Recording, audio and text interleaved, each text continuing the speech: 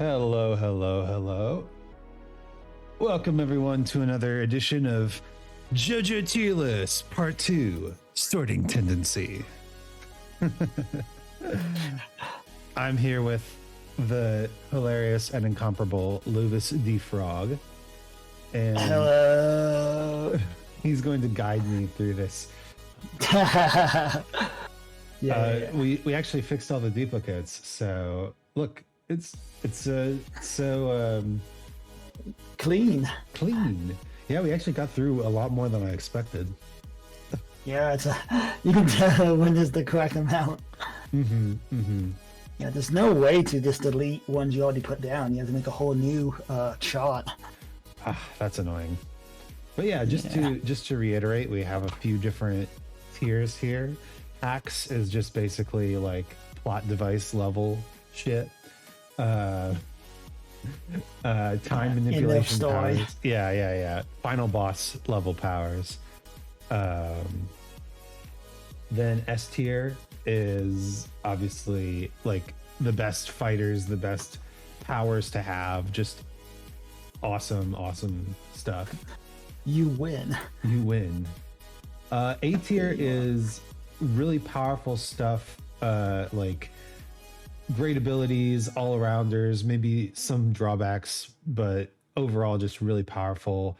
A lot of the automatic stands that you have to like solve a puzzle to defeat are on here, as well as a lot of the kind of like space like manipulation folks, like Diver Down and all the echoes.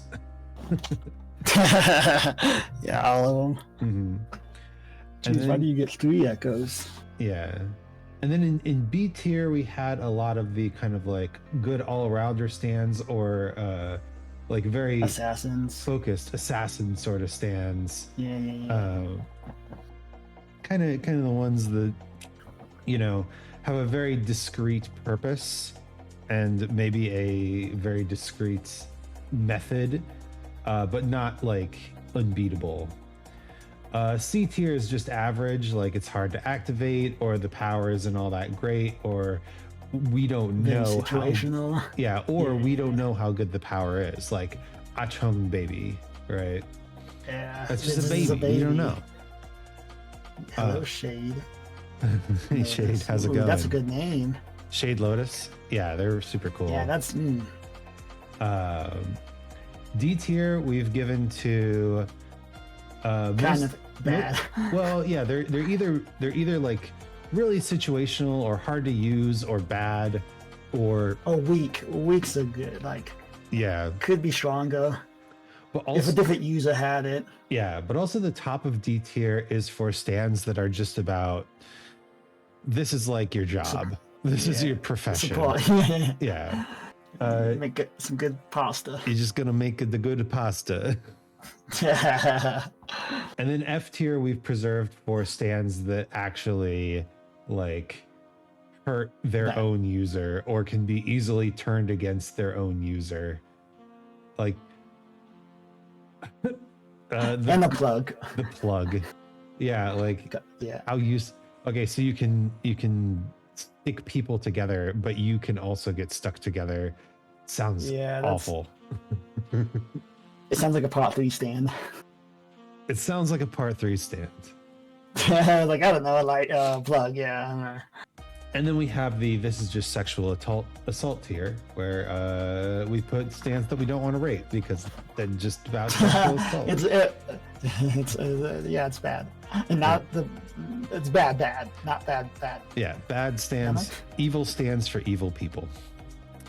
Other than that, I am doing pretty well. I recently recovered from an illness and finished a Pokemon game. And oh, you play Pokemon? That's cool. Yeah. You play Pokemon too? Oh, neat. No, cool. Yeah, I just beat the game too. Yeah, that was a few days apart. Yeah, we both finished our first Nuzlocke runs a few days apart. How was the finale of yours? I mean, fantastic. I caught a bit of it. Oh yeah, you got right there at the end. Yeah. The Elite Four was a bit, I don't know, it was pretty easy. No one died. One of them, it was a steel one that had Steel Fairy, which was a bit annoying. Oof. And then all my Pokemon I got that could Mega Evolve died way before that, so I didn't have that in my pocket. No. And then everything went fine when I fought the champ. Nothing bad happened at all. That's good. Yeah. And now I'm thinking about what I'm gonna do next with Pokemon. Not too sure yet. That's cool. Yeah, my run was not nearly as successful. I lost so many people, but it was cool that I got to play through the Elite Four with a bunch of Pokemon that I never would normally. I never seriously used an Electrode in my life, and now here we are. That's what's up. So how did you cheat at all? I did not. I did not. You can tell me. I really should have though, because apparently Heart Gold and Soul Silver is one of the most difficult games for grinding up your levels, and I did not use rare candies. I did not use experience hacks. The most I did was speed up the totally legal emulated version of the game that I bought. The one you get your uncle that works at Nintendo gave you. Yeah, my uncle who works at Nintendo gave me a totally legal emulator. Well, mine too. Our uncles work together. Yeah, I got a Nintendo uncle.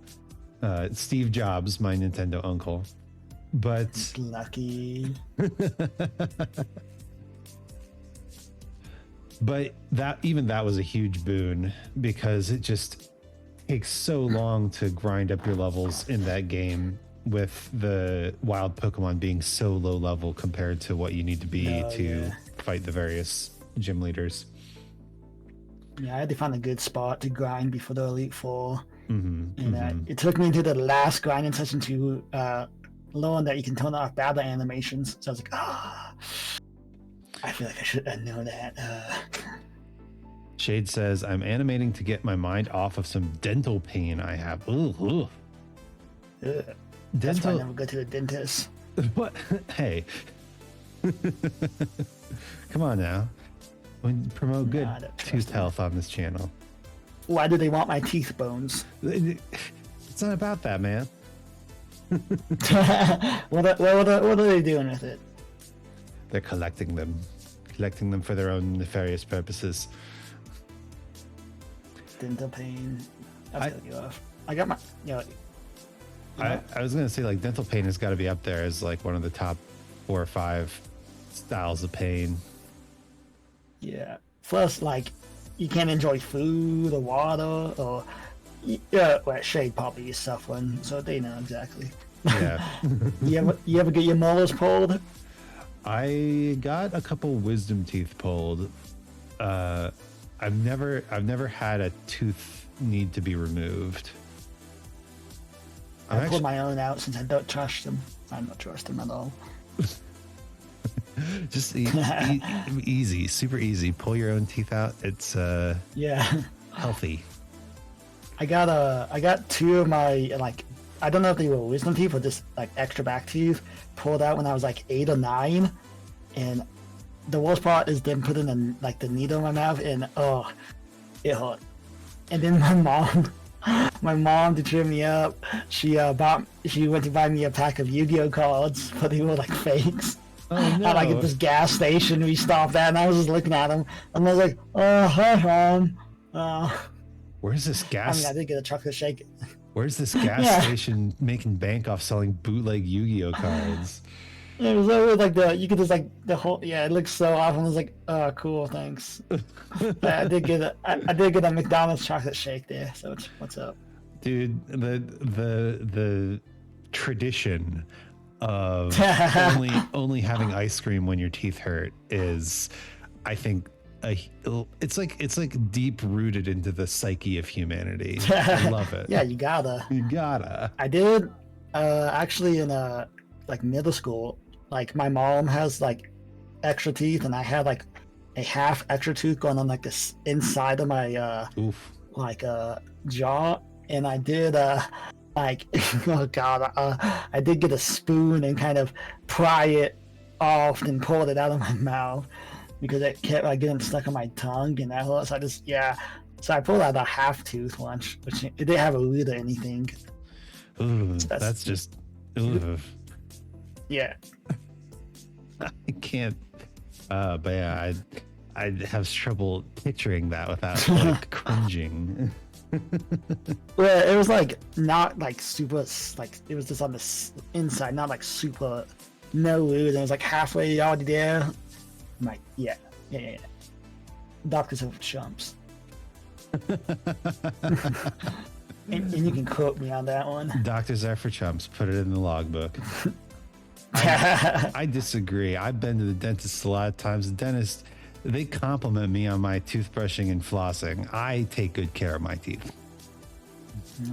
No water pick though, huh? Okay. Actually, it's kind of funny. You mentioned the needle. I really like needles. Huh? It's just an interesting sensation to me. So I really like getting blood drawn. I like when they use the drill or the mouth needle. Hey Augie, how's it going? Cool, dude. People, you can call me a masochist if you want, but come on. It's a unique sensation. Like you're not going to get that anywhere else but a doctor's office. No, hold on. I guess I know some. I know some shady alleyways where you can. Once I was in the hospital with this. Something was up with my stomach, so they had to like draw blood like every morning. Oof. And it was like the school. They worked with like one of the nursing schools. So like on my second or third day there, they had a student nurse came in and like, oh, is it cool if she draws blood? I'm like, yeah, sure. And I've been sick for a while, and they went to draw blood, but this went under my skin. And I was like, well, that hurts. And then like in hospitals, you can only try to draw blood before neither tries. Yeah. So she did it again. I'm like, oh, that hurts again. But luckily, I was on morphine. It's like, oh, whatever. So what they do is they like do the finger prick they do when you get like for diabetes. That's what they do to draw blood. So like they had to. But yeah, pretty much for like a week they tried to draw blood twice. Couldn't get a vein, and then stick my hand to get it. I'm like, yeah, they never figured out what's wrong with me. That was just too cool. Doctors. It's just too cool. They never figured out what's wrong with me. That's exactly. Hey, they even put a camera in my butt. Like, we're gonna find something. And they're like, wow, nice butt. That's all they found was just damn. Yeah, they this was guy like, got an ass. Like, pretty much, we don't know what's wrong with you, but the medicine seems to be working. So. Dentists are nice. I just don't like people getting too close to my face. I don't like my personal space being invaded. There's actually a. Did you ever see that anime or manga? Why Are You Here, Teacher? Right. Why Are You Here, Teacher? Yeah, it's like a guy gets into a situation where he's changing his clothes or soaked down to the bone or in the bathroom or the shower or whatever, and all of a sudden his school teacher from school is there and he says the line, "Why are you here, teacher?" And then they start doing it. But they I don't think that's the same anime, my dude. I think that goes by a different name. It's still technically an anime because it's they're trying their hardest not to have sex, even though everything is conspiring to them having sex, right? Yeah, I'm just looking at some Google English such as this. I need to watch this later for There's the author of that created a new manga, and it doesn't have an anime yet, but it's called Dentist It's Touching Me, and it's about various dentists who invade people's personal space, and then like their boobs or butt or whatever starts touching the guy in the chair, and it's like, this is a very narrow audience, but I mean, there's an audience for it, and I'm one of them. You can't deny that it's something that you've thought about when you're in the dentist chair. As I said, dentists are for chumps. I do it myself. My mouth is in extreme pain. It's weird. Sometimes I do feel like I'm getting some like wisdom teeth in. Like, oh, this really hurts. And then like the next day it's gone. I'm like, okay, my body's just testing me, keeping me on my toes. One time, there's this dentist office pretty close to me, and I had to schedule an appointment for just a checkup. And then the day before, they called me and like, oh, we're not accepting your insurance like anymore for this month. I'm just, oh, what? Oof. It's like the day before, like I scheduled it like 3 months ahead. And they're like, yeah, you're like, we filled up on your, like, how, what? Come on. That's awful. So yeah. Yay. Luckily I found this guy in my American neighborhood. healthcare. Yeah. Like, ooh. Yeah, so they should just make like dentist tools that are like 2-3 feet long. So you don't have to worry about getting too close. They just be sitting at the desk. Good distance. The gopher grabber of dentist tools. Extendo. I'm gonna use this extendo pick. I'm gonna need your help to guide it into the cavity. That would be tough. That'd be like a coordination challenge. But speaking of intrusive metal objects, you mentioned a while back that you'd been stabbed, and yeah. I'm gonna like pause the music, or like decrease the music volume here. I want to hear this story. Oh yeah, it's fun. Okay, so when was this? This was a few years back now. I was working on this fun little art project, this is a fun little thing.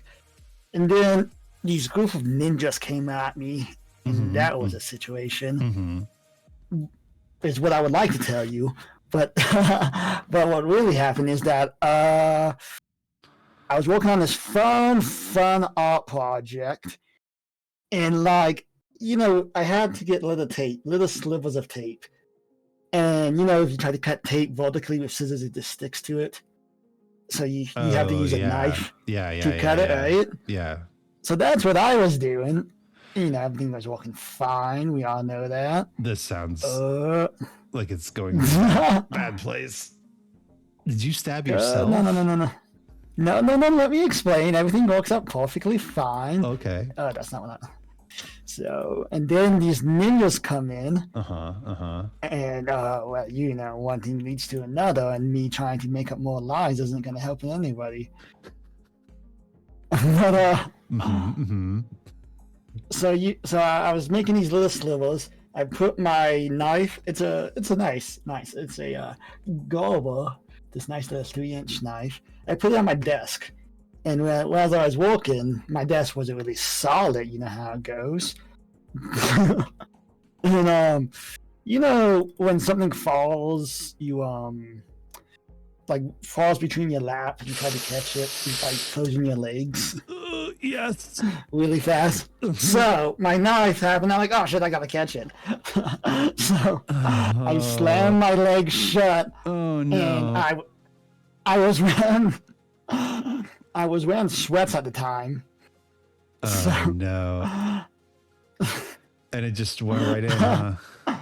No. So I was looking at my leg, and this knife is sticking vertically out in my leg. I was like, oh boy, that was close. It only got into my sweats. It did not. Then the thought occurred, I was like, why is it vertical? Like, I don't know if you guys ever see, like, sweats. It's kind of bad. Why indeed? Yeah. So I was like, wow, what's this? Why do I feel this pain in my leg? Hold on.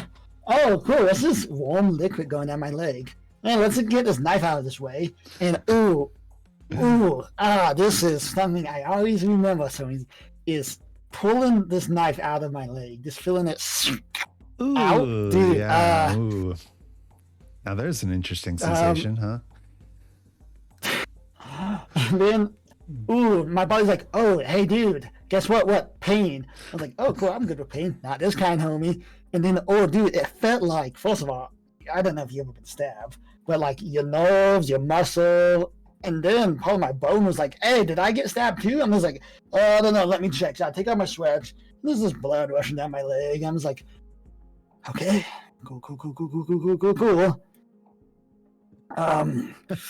Let's take a look here. And I don't know if you ever just look down on that open wound in your leg. You're just like, oh shit, is that muscle and fat? Okay.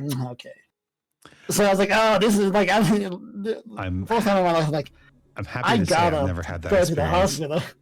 And I'm like, I gotta go to the hospital first. And, so I'm just like, okay, let's see all these shenanigans. So first I gotta wrap it up, you know? And I know we had like a first aid kit like under the coffee table.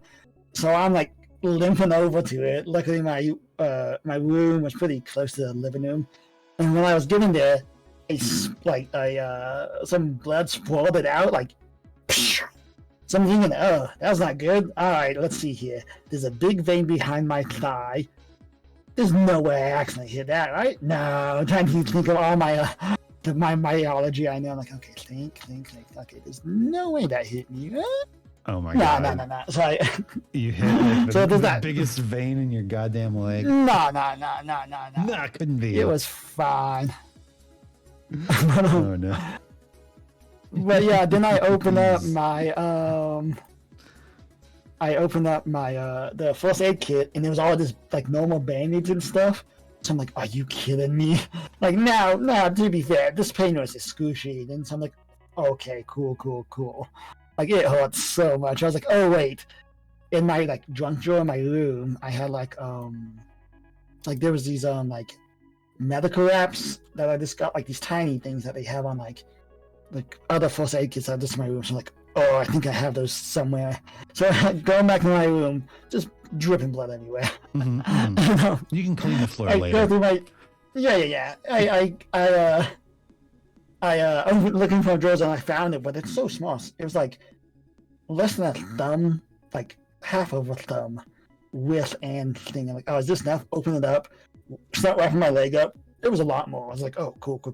Okay, cool. Wrap it up. I felt good. So it's like, okay, I should probably call somebody. I highly doubt I can get it on my own. I should maybe see a medical professional. Yeah.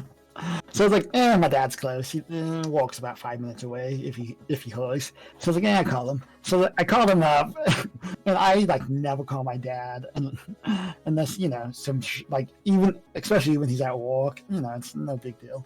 So I called my dad up.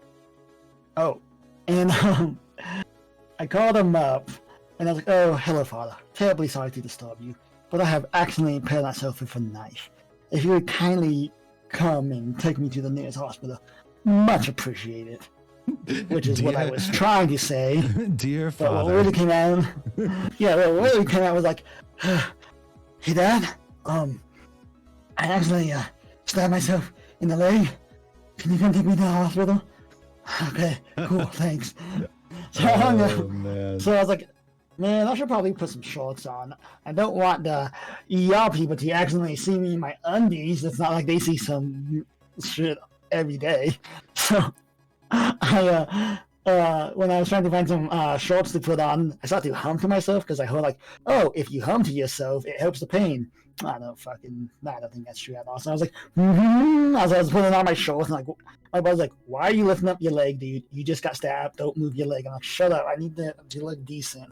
So I put it on. I'm like, man, this hurts. So I was just waiting for my dad for a few minutes. I was like, might as well take some pictures. So I started to take pictures of the blood in my leg, and I took a picture. I had a roller out for the thing I was walking on, and I took a picture of it to the world. You're like, oh, they might want to know how deep it went in. All right, I took a picture. Oh, 1.5 inches. That's probably not too bad. So my dad came home pretty fast, actually. He probably booked a few hours. I could imagine. He takes me, and this hospital's not more than 10 minutes away. We're driving, and like we get to the ER. My dad hosts me, and hosts me inside. Luckily, there's only one person there, and she was like, oh. my baby. I'm like, whatever, I'm more important. So I get to the thing like, oh, what seems to be the problem? Like, I stabbed myself accidentally. It was an accident. I'm like, all right, sure. So I had to wait and they'll do this hurts, it hurts. And then oh yeah, the pain definitely when I got stabbed, the pain disconnected. I didn't even notice I got stabbed until I pulled it out. But then they have like a check-in area. Like then they called me, they check in, do my weight and all of that. And they asked me questions. And one of the questions was, have you ever thought about hurting yourself? Like I know what I meant. And I had to tell them I accidentally stabbed myself because in my head, like, oh, they're not going to believe me. But like, this would be such a weird, like, it was an accident, okay? They're like, yeah, sure. And then they took me to the, ER room. And they're like, oh, okay. The nurse takes a look at it and like, oh, like, was your knife rusty? Was it sharp? I'm like, nah, I keep sharp, clean knives, obviously. So she looked at it and she's like, oh, you want some painkillers? I'm like, oh yeah, that'd be great. So she goes back please. She came back and she gave me 2 Advil. I'm like, oh yeah, this is gonna totally help. Thank you so much. 2 Advil. That's gonna do wonders for me. Did it actually? No, dude. No. And so I took the 2 Advil and I waited there for about like legit 20, 30 minutes. I was waiting there. I'm like, okay, this is cool. And my dad was there. I was like, Dad, you can probably go. And he's like, no, I'm gonna just stay here. I'm like, yeah, that's probably also a good idea. So after that, when I asked the first check-in person, I was like, hey, it was 1.5 inches deep. Is that deep? And they're like, yeah, well, that's something. And I'm like, okay. And then when I got to the ER room, I asked like, 1.5 inches. How deep is that? Like, well, it's 1.5 inches. Like, cool. No solid answers, right? And then the on-call doctor, the ER doctor, came in, and it was the same doctor that was my doctor for when I was in the hospital before, with my stomach thing. But they knew, and he's like, oh, Lois, how's it going? I'm like, oh, besides the leg, I'm doing fine. I'm like, all right, cool. So he's like, all right. just fine, old chap. He's like, let's take a look here. I'm like, all right, well, man, you got a good knife, don't you? I'm like, yeah, it's pretty sharp. I'm like, yeah, I do. He's like, all right, so look around with a little pin light, put a finger on there, rub it around, like, oh, get in there. Ooh, what you touching there, buddy? He's like, well, I was like, so it was 1.5 inches. Is that deep? He's like, yeah, that's pretty deep. He's like, oh, finally, a solid answer. But he's like, because he's like, oh, it's so small, it doesn't need stitches. That's good. So I'm like, oh, so why did I come here in the first place? But then they had to first they gave me a tetanus shot, which was super easy, didn't hurt at all until the next day. Yeah. But then they had to they had this like little like plunger, like this clear plunger with like a pump thing on the back that it put against my wound and spray it. Hey, guess who hit stream instead of record? Hello. Wait, Bush. I'm accidentally streaming right now. Oh shit. Yeah, I didn't hit record because I hit stream because that's the one I know when I hit. But it's like a plunger that sprays water into the wound. They had to make sure it's clean. I'm like, it's a clean knife. Stop. And dude, that hurt so much because it's just like a hose spraying. Like I got a giant bruise around my wound. So I'm like, what? This is mildly painful. They did it like the way you're describing it. It sounds like the machine from The Princess Bride that sucks your life force out, like big plungers, big clear plungers. It was like only a foot, not maybe just a foot long. Yeah. Oof. But yeah, they did. And I was like, oh, and they gave me all these like, they put a band-aid on it and made sure I'm like, oh, cool, no painkillers, no morphine. I know you got that stuff back there. Good shit. And they wrapped it up and like, all right, this is how you keep it clean and whatnot. You can go now. I'm like, I can go? Not gonna wheelchair me out or anything? Cool. Can I have crutches at least? And they're like, fine. Let's see if I can find some out back. Oh, okay. So they gave me crutches and I'm wobbling out there. I'm like, cool. You should have asked for a very fancy cane. Oh yeah, totally. Totally not in heaps loads of pain.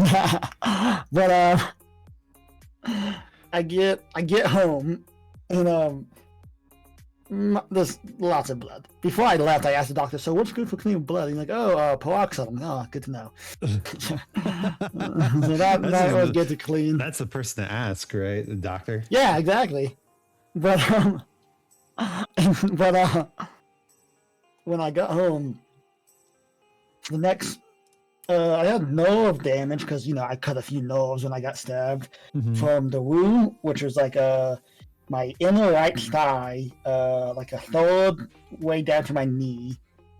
To my knee was completely numb, like not feeling, like maybe like 4 or 5% I could feel my like barely any. So I was like, oh, cool. Hope this gets better. So probably the worst part. Yeah, so I kept searching, how deep is nerve and leg? Like, come on, Google, you know what I want. They're like right at the surface, aren't they? Nerve endings. I wouldn't know, they're gone. But for the next couple of weeks, I would take a picture of my wound because I'd have to change it with the bandages. So I do have a nice collage of the wound closing and all the bruising, and I'd feel the nerve damage, and it got better. Right now, it's pretty good. It's like 90% there. And the worst part was the hair on my leg would get caught on the band-aids I got. So I'd pull it out. So I had to like carefully get some small scissors and cut the hair around my wound, which is like, oh, don't stab yourself again. Come on now, keep it together.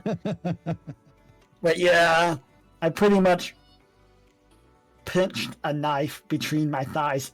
One thigh pushed into the other thigh, and then I pulled it out. When I was in college, I played the bassoon, and the bassoon is a double reed instrument. Which I know, I have a few. Yeah, basically for the audience, it means that instead of like a saxophone where there's one piece of vibrating wood, a bassoon requires 2 pieces of vibrating wood. And there's a very particular way of putting these pieces of wood together where a bassoonist is generally required to make their own reeds. Oh. And every bassoonist has their own style, and almost all of them have their own set of tools. And those tools include woodworking tools like knives and awls and shit like that. And very early on, we were told, don't catch a falling knife. There's no way, no good way to catch a falling knife. And we all took it to heart. And we only had like one time ever that somebody actually dropped a knife. And of course, we had all repeated don't catch a falling knife over and over. So we all just scattered, like literally ran across the room to get away from the falling knife. Oh my God. I've never heard of somebody actually catching a falling knife with their legs, but now I have. And technically the inside of my leg caught it. I became the knife sheath pretty much. Yeah, that's real. That's real shit right there. Real shit. The fun part now is anytime I have dinner with my dad, he's like, and it involves a knife. He's like, oh, watch out, be careful. I'm like, I'm oh my God. Mean. No, actually, hold on. I retract that. The worst part about getting stabbed is when I pull the knife out and I look at my wound and it didn't close itself, and I'm like, damn it, I don't have super healing. Like that part fucking pissed me off. I'm like, come on. I finally have definitive proof that I'm not Wolverine. Like maybe sure, I've fallen down, it's great, but maybe it had to be a deep wound.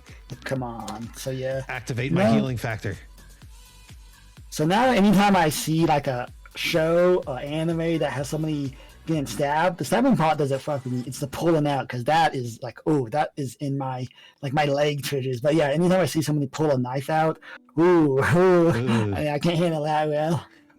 Okay, And the funniest, here's a trope I hate. I hate how whenever somebody has to like give blood for a ritual in a movie, they cut oh, the hand. across their palm. Yeah, the most sensitive, like one of the most sensitive parts. Come on. Yeah, you basically just made yourself one-handed. What are you doing? Yeah, that's ooh, yeah. Just like prick your finger, god damn it. Yeah, dude, and it's such a good knife. It was such like my like this cutting stuff knife. And then I didn't touch it for a few years, and then it was just like last yes, like not even last year. I was like, all right, let's clean this off and put it away. So they had dried blood on. I'm like, yep, cool. You go to the doctor and they're like, what kind of knife stabbed you? And you're like, I know more than you. Stop trying to pretend like you know knives. Yeah. When I yeah, like I can send you all those stabbing pictures. You can see my wound from start to beginning, and then you will get grossed out. There was when it was like completely sealed and it was like a fresh scar. I'm like, oh, that's what it looks like. So now I know how stab wound scars look like. So when I'm watching showing the guy has a big stab wound, I'm like, it's not that dark. Like, come on, man. Mine is pretty. Like it just looks like it's pretty light now, but like for the first month or so after it closed all the way, it was pretty like purple, like the classic stab cut wounds you see. Mm. Whereas I'm looking at the knife right now in my little shadow box I have for it. You put it in a little display case. It's like, well, to be the only motherfucker who it isn't a display. Me. Yeah, I only blood for me. The only person that can make me bleed is myself. But I do have a shadow box for knives. I do have a little knife collection. I'm like, on the bright side, it's one of the smallest ones I have. So if I got stabbed by any knife, it's good. It was that one. God, this thing mocking me. The next day after I got back, the tetanus shot messed up my arm. I was like, oh God. Yeah. Well, the tetanus shot has to go into the muscle. So it similar to say a knife or the COVID shot. What is it? The COVID shot hurt way more. Yeah, they literally break your muscle fibers to give you the shot because it has to go intramuscular. Yeah, the thing is, she's like, I gotta get you a tetanus shot, and a tetanus shot, and like I can handle getting shot, I just don't like looking at it. So I was just talking to my dad, and I made a joke to the nurse like, oh, that's it, because I thought she didn't do it yet. And you go, yep, that's it. Like I didn't feel getting the shot. So I'm like, oh wait, what? Oh, okay. So like, oh, that wasn't bad. And my dad, she's like, oh, just wait until tomorrow. I'm like, okay, no. And then he punched me in my leg, and I'm like, oh fuck. Why would you do that? Oh my God. I grew up with I grew up with a brother about my age, and we would constantly like jab at each other and punch each other and wrestle and shit like that, like guys do, right? Yeah, I have an older brother. But except it has led to me being very flinchy. You're gone. Yeah, and it's like, come on, man, just we don't have to do this. Just stop. Were your heights about the same? About the same. I think he ended up being a little taller than me, which is, he's a year younger than me as well. So. Yeah, my brother, he's 4 years older than me, and he's like 6 foot something, and I'm not.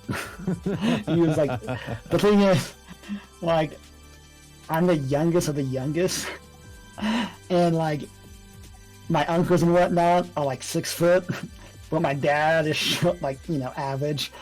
But my brother, he got like this tall genes and whatnot, so I cut his Achilles heel. That took him down.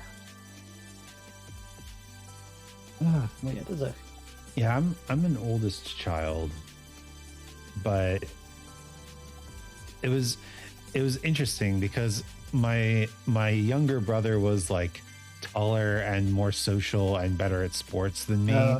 So it's like I didn't really get the older brother dynamic, right? We were close enough in age that it didn't matter, and then he was like more athletic than me. So what are you gonna do?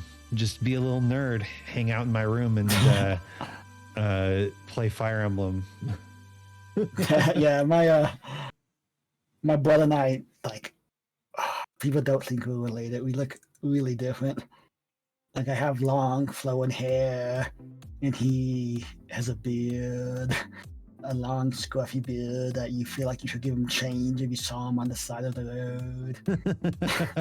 Like, yeah, people like, yeah, it's weird. When's the last time I saw him? Before COVID. But yeah. We both got long hair. Is that how you distinguish? Staying in your room and playing Fire Emblem is cool too now. My God, the cultural shift between when I was growing up in high school and now is just insane. We went to a bookstore and the anime and manga section, which I should emphasize section, because when I was growing up, it was a shelf. The anime and manga section was packed with kids. Like, gross. So we were just trying to see if they had any like cool, easy manga in German that we could use to practice German with, but it was loaded with children and their parents, and I was like, man, times be changing. You were pushing out of the way, get out of here. An old weeaboo is here. Do you know what a weeaboo is? Back in my day, we were called weeaboos, and we tried to make it cool, but that just made us not. Get out of here. You don't understand. I was there when Goku first Super Saiyaned. I was there when Sailor Moon transformed. How many Linkin Park AMVs have you watched? Not the rest of Sasuke, damn it. I know songs by the AMVs. Oh my God. And then even my brother, he watches like, some he watches anime, but only on like the Netflix and stuff. So like he tries to talk to me about it, but it's like, so I've been watching Seven Deadly Sins. I'm like, why? Like he's on like he's on the Netflix anime level. Gotcha, but like, gotcha. It's so hard. I want to be like supportive, like, so where are you at on the Seven Deadly Sins? Like, oh, so this guy does this thing. I'm like, I don't want you to. I don't want to. I don't know if they have the ending on Netflix, but I don't want to hurt you. You're having fun. Yeah. The first thing I looked up when I got internet was the Naruto AMV. I remember back in the day there was a format called AMV Hell. Do you remember those? I mean, I didn't really have internet long because my parents didn't see why we needed it and why I needed my heart medicine. But I mean, that sounds so familiar. I mean, I watched a lot of AMVs once I got my hands on internet, and that's all I watched that was anime related. There's anime and AMVs. That's it. Nice. Nothing else. AMV Hell was a AMV compilation. It started as just a It just started as like a 5-minute long collection of jokes where people would put particular song audio with particular anime footage, and it was like, aha, it's funny because it's the characters sound like the singer, or the lip syncing matches up, or it's like they're telling the joke, right? Silly stuff like that, right? Well, it was 5 minutes long and it took off. It was shown at conventions, it was shared around on AMV forums. It was ridiculous. And so they made a second one, which was also like 5 minutes long, of all the submissions that they had rejected from the first one, and that one got even more popular. And so the third one was an hour and a half long, and it was just tons of stuff that people had contributed, tons of original, like, cool content. And they ended up making, I think, 8 or 9 of them, just full-length movies of comedy AMV compilations. It was so good. And it was like a predecessor of Abridged. It was a predecessor of Abridged. It was a predecessor of like short form TikTok Vine sort of stuff. Like, it would be the equivalent of taking TikToks and syncing them to anime and then putting them back up onto TikTok. Oh yeah. Do you know what AMV has the most views? I do. I watch it a lot and cry every time. What AMV has the most views? I want to say right now it's at around 11 million. It's got to be Naruto, right? Ooh, Naruto's in the top 5, but not maybe even top 3. But no, it's from a movie. It's from a movie? Yeah. Is it a more recent movie, like Your Name? No, this movie came out. Let me look it up. Actually, is it Ghibli movie, like an 80s Ghibli movie? No, it was in like the 2010s, I think. Oh, geez. Yeah, let me look it up. It's a good movie. I'm trying to think of anime movies from no, I was wrong. It's at 178 million. 178 million. Yeah, it's from 9 years ago. 9 years ago? That's so after the AMV craze, though. Oh, dude. I always popped in AMVs about once every other week. There was I pop in some old AMV dudes I used to watch, like, oh, they've been gone for a while. I hope they're doing well. Man, this is why I brought up AMV Hell. Like, that format was just so good, and yeah, I watched it. It was great for not just being funny, but also so much anime that I had never heard of was like a 5-second clip on an AMV Hell, and I was like, what's this? And then I watched it, and it was great. Yeah, there's I got I just sent you the AMV. You're gonna be very happy. I got spoiled on Hunter x Hunter. What is this? From an AMV. What is this? Oh shit. Yeah, look at all those views. What movie is this? It is, the English name is Into the Forest of Fireflies Light. Oh, shit. It's a very good movie. Okay. Like, it makes me tear up. It does give you some spoilers at the end of the AMV.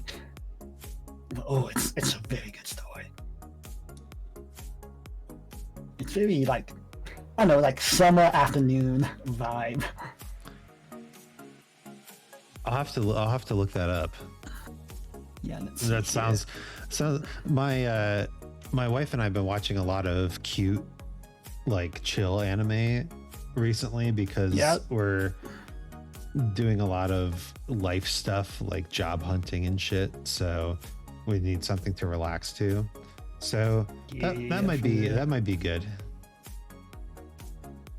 It's a bit like, somber-ish. Yeah, you have no idea how many animes I've watched because of AME. He's like, oh, I gotta watch this. Okay, like, hey, I don't mean to brag, but I had a lot of time during my school days that like, oh, I had an anime schedule that I somehow could always stick to. It's because our schools didn't allow parties or wouldn't allow anybody to hang out after school. Oh, geez. That's why. Totally the reason why. Hi, Pluto. Yep, Mama. that's right. Congratulations on your button. Wait, Pluto. Yeah, I was just talking to a friend about this. It's like when you're in high school, it feels like you're so put upon by school. You're so demanding. Yep, totally. But then, then you have like more free time than you ever have in your life. Yeah. I had to like during high school. I did not want to do anything school related at home. So I tried to make sure I do my homework and all that before I got home to do that. Like I did not know. Like somehow I was an AB student and I only cheated in one class. That sounds very similar to my experience. I was A's, mostly A's, the occasional B. I got all my homework done in class because I learned that my parents were pretty demanding about homework being done, and if I did it at home, then they had some say in my homework schedule. Yeah. So, like, is your friend in a committed relationship, right? Or, yeah. Hi, Pluto. Welcome. This is Lovis D Frog. Hello. Up and coming VTuber, and I'm very sunburned. My arms are sorry. Honestly, like.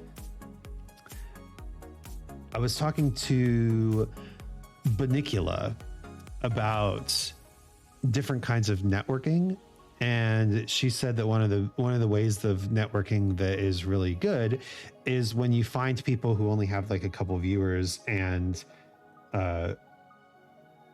talent, and like help them get their name out there and stuff. And well, I have one of those. Yeah, that's what I'm saying. I think you're hilarious, and so that's a big reason why we're like collabing and all that, because we still have to go back into randomized Elden Ring sometime too. Oh God, I totally know how to do that again. Gotta find my files.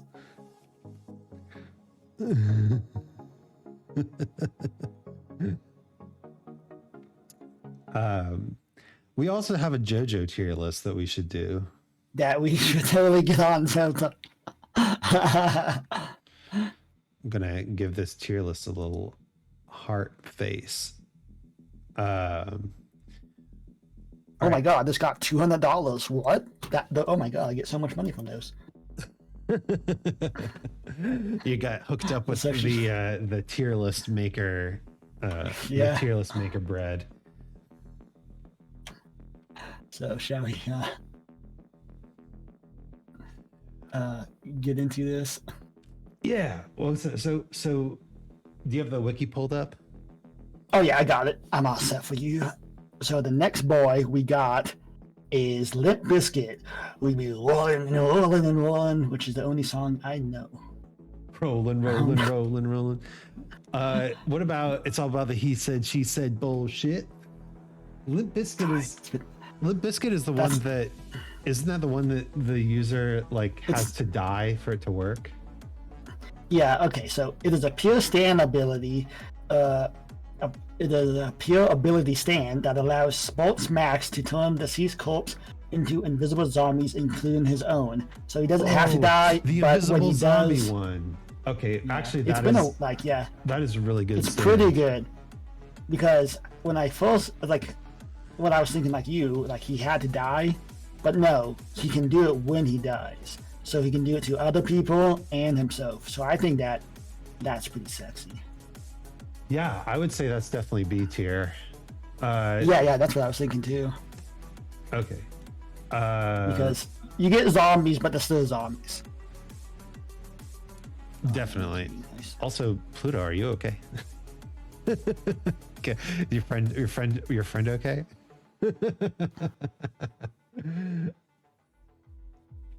Who's next? That Who's next? song, Listen to My Rhythm. Listen to my rhythm. Yes. I don't remember goes like, this one at all. Do do do do do do. No, I'm just telling you my new song. Now, where are you? Pretty sure that's a steel ball. It does get a little confusing when it's in the later parts. Like, it's not steel ball. JoJo. Oh, have you read the new chapter of I have read the new chapter. I've been keeping up.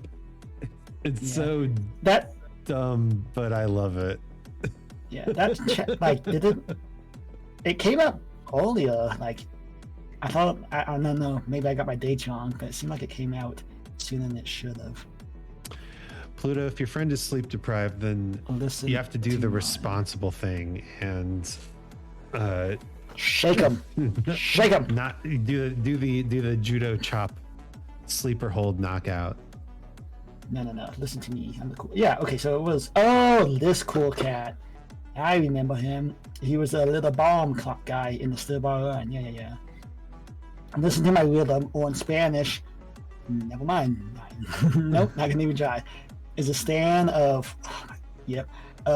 Featuring the 7th part. It is a vaguely humanoid stand with a board-like head that grants the dude the ability to put bombs into any material he touches. So, it's yeah. Another assassination. Yeah, it's contact bombs. Yeah. Let me do a shout out for Lovis. Yes, shout me out. I got new. Oh, dude, I got 2 bonsai plants today. Oh, they look so nice. They go in my kitchen so well. Oh yeah. Yeah, this because the kitchen was just what I had there was just pretty much just green. But to be fair, bonsai is just green. But it just looked like leaves, nothing too fancy. But yeah, I found those bonsais because you get some nice inside plants. And I won't just like leaves. It does look so nice. So so they got contact bombs. Isn't this basically on the same tier as where would you put it? That's what I was thinking too. Bites the bites the dust. Yeah. I put it below because bites the dust is. Of course, it's the bad guy. Yeah. But yeah, it's a pretty cool stand mixed with the bombs. I remember that. Next is I read Steel Ball Run all in one sitting, so there are so many stands that I just don't know at all. There was I watched there's this YouTuber I'm forgetting, but he's like the author, what he might have forgotten, and he proves that it wasn't forgotten. Araki didn't forget. But I've seen those videos. He was shown something about Steel Ball and how it's Sandman. How he's like, oh, my real name is Soundman, which is totally lost in translation because of the katakana. Like you can tell with the katakana because those two sand and sound look pretty similar and sound pretty similar with katakana. So that's one thing missing. So next cool. We got Little Feet. Little feet makes you small. Turn the one dude into a small dude. Wait, is this another stand that shrinks people? Yeah. It's so weird. Didn't we put those in 5. C tier last time? Yeah, I believe. Let me see if there's anything special with it. Once an object or living thing gets cut by its sharp index finger, it will begin to gradually shrink over time. Its shrinking ability can also be used on the user himself without needing an injury and takes effect immediately. So I think it might be better than the other shrinking ones because he can shrink objects too. Yeah. And he can shrink himself. So, and wasn't the other ones automatic? No, it was Jolene's and another one. Man, I wonder if he likes a what's it called? Small, Macro, too much. macro fetish. Not Oh, that wow, I you know knew that one anything. pretty Not that I fast. know anything about that. Yeah. Next up is the hair stand. It's a classic, power in every anime, pretty much. Yeah. Gal. It's just I don't like the character herself. I would call it a low B. It's just yeah, it's useful like that, and it's strong, like still strong, huh? yeah, it's useful and strong, but I mean, it's a basic one. Like yeah, you're not transforming matter. You're not breaking the rules. You're just using your hair as a weapon. Like it seemed like it'd be well, I guess she does become an ally later. But yeah, they have the JoJo Lands stuff on there now. Oh, on nice. name stream stand. What does it even say? Yeah, there's like no information about these new stands. It wraps around. God, it has so many questions. So next we got the JoJolian stand, which boy, I do love the stands designs on these parts. Mm-hmm. Yeah, somehow the stand designs go from like buff guys to weird shapes back to actual like cool designs. Love the deluxe. It's I don't know, it's such a nice design. So stand by Curious. Wait, who were you again? Oh, it was like the girlfriend of Josuke. Wait, right? And a former identity. Wait. she was infatuated with Josuke. They weren't dating. Yeah, that's who she was. And she can.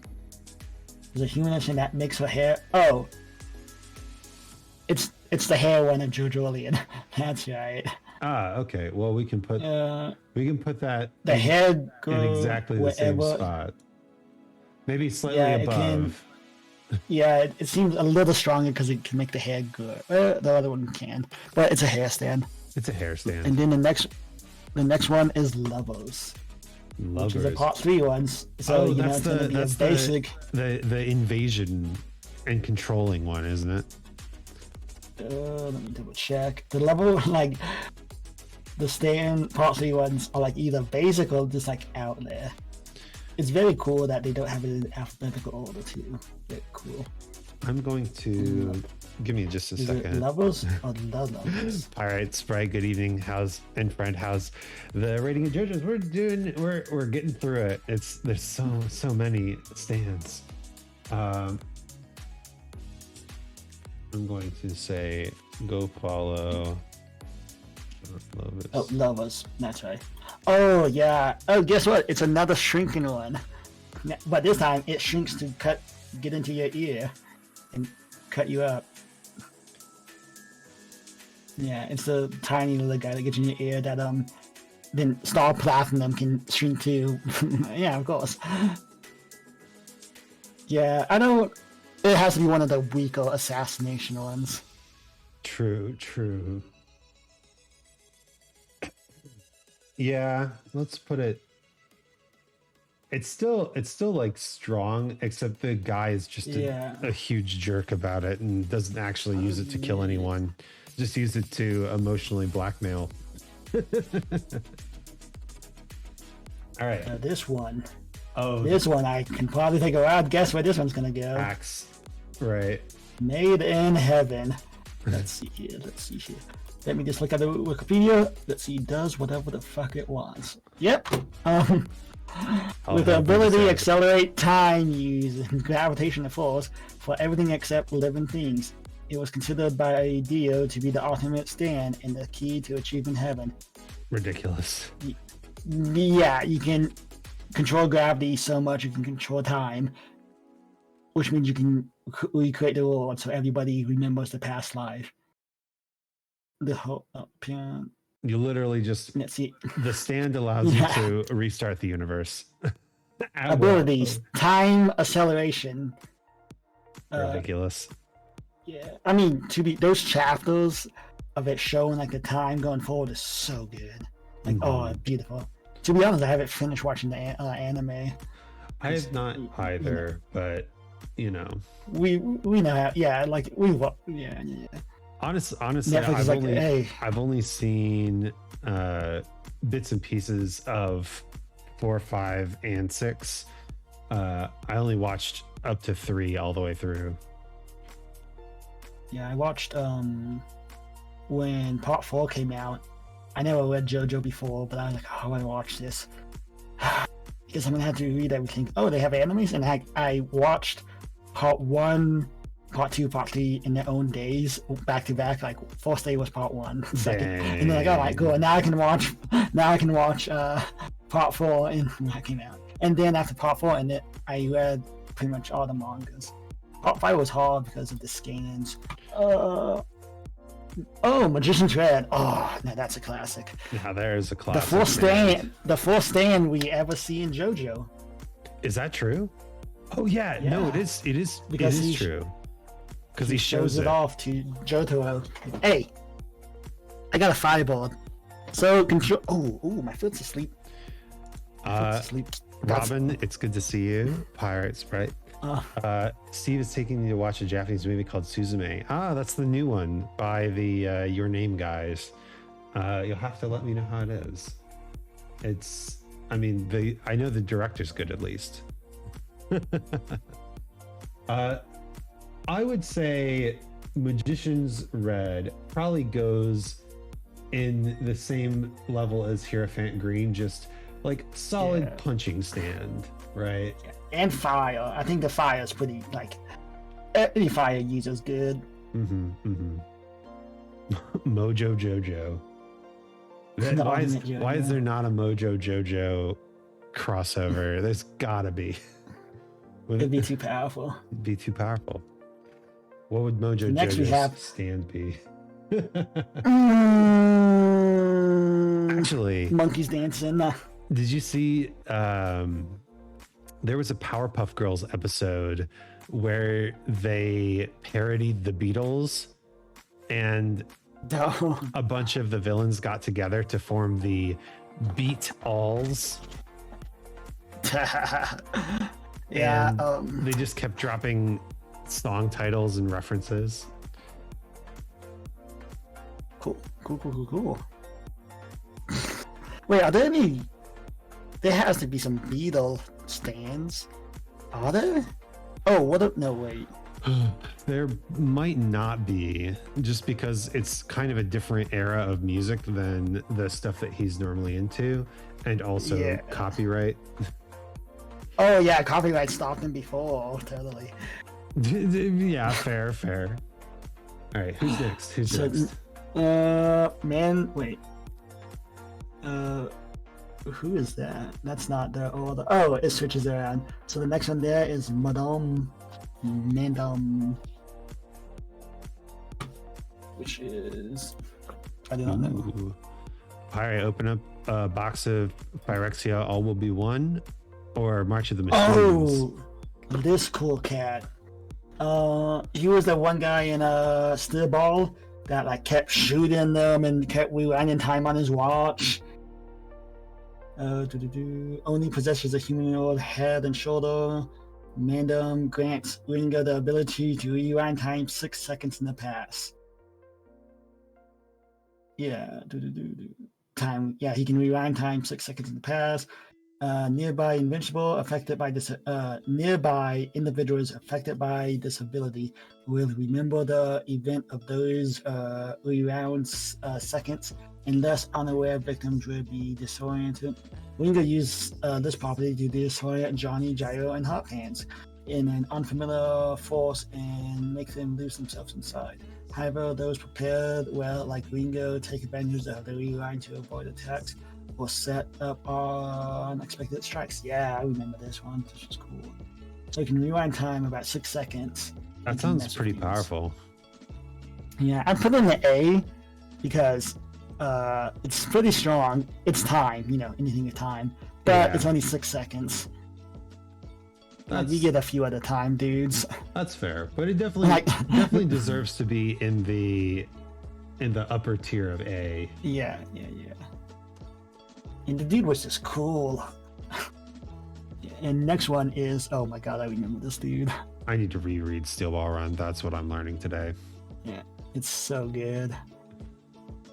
Remember this cool, super cool stand that, like, if the stand user wasn't blind, totally wouldn't Is this the guy who used the water-based stand in the desert? Yeah, it's like, no, this is we got through Water Hand guy. This is Stone Ocean, the sniper, blind sniper. It's a small satellite like stand. Oh yeah, right near the beginning. Jean Gilly, can send the fall floating around and detecting the air movements near. Yeah, so I can just it's a glorified humidifier. Detect air. It's I don't know, dude. It's definitely an assassination stand. Is it a good assassination stand though? But it can't assassinate by itself. It's a tool for assassination. It has to be like, if you bottom of B. Okay. Yeah, because like it can't even do anything. It's like harm anybody else. Oh, fair enough. Hey, look, we get a funky little dude. Oh wait, hold on. I gotta check which one. Okay. I gotta check your screen because that is Man in the Mirror. Oh, is this the this is not the zombie one, right? The mummy? Nah. This is Man in the Mirror from part 5, the dude that takes people inside the mirror. Right. A fancy, I'd say a pretty good assassination.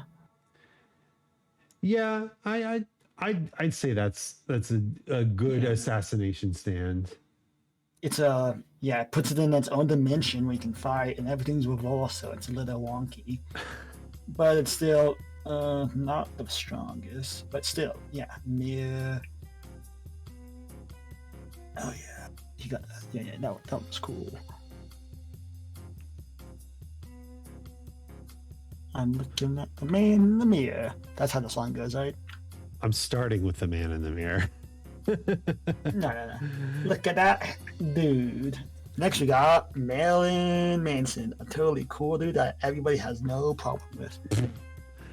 Pirate, if you can't film your conquest, you should definitely take some pictures of the coolest cards that you open now. That'd be sick. All right, Marilyn Manson. It was the Stone Ocean one. That was like the debt collector. If you lose a lot of money, it can like take whatever it can to get the cost back. Like it can take your organs and stuff. It's that's a kind of a interesting one. Yeah, it's like this. It reminds me of the part 3 video game one, because it's like, you're just playing a game with it, and if you win, it can't do anything. I put it next to the Darby Brothers. Yeah, I'm trying to find those. Where did we put those? Probably too high. Because this one isn't even like normally deadly. If your debt's like $20, it's like, haha, I take a lock of your hair. I'm just like, okay. What do you think? Isn't that like here? Low B? Yeah, somewhere. Okay. Worse than that. Oh shit. Pirate, you have a Discord? I'm not a member. Send me a link on... If we're not friends on Discord, just add me as a friend. And send me a link. All right, next up. Next we got... What is this? We got the Bad Boys, Metallica. Oh shit. This stand, it has to be one of the top assassin ones. Yeah, for sure. Or mainly, I don't even know, like I think it can go beyond assassination. Because if you just have a straight up fight with them. Yeah, very powerful stand. Especially because it seems to add iron into your body. Yeah, dude. I remember that the scissor scene is Yeah, talk about getting stabbed from the inside. So it won't help me anymore because I'm immune to stabs. That's how it works, right? Yeah, you start with needles and you slowly build up a tolerance to stabbing. This one. This is the funky one. It has to be a pot. Yeah, JoJo Alien.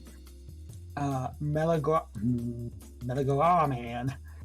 Is a stand which belonged to unknown, now deceased Armistilla, featured in the 8th part of JoJo.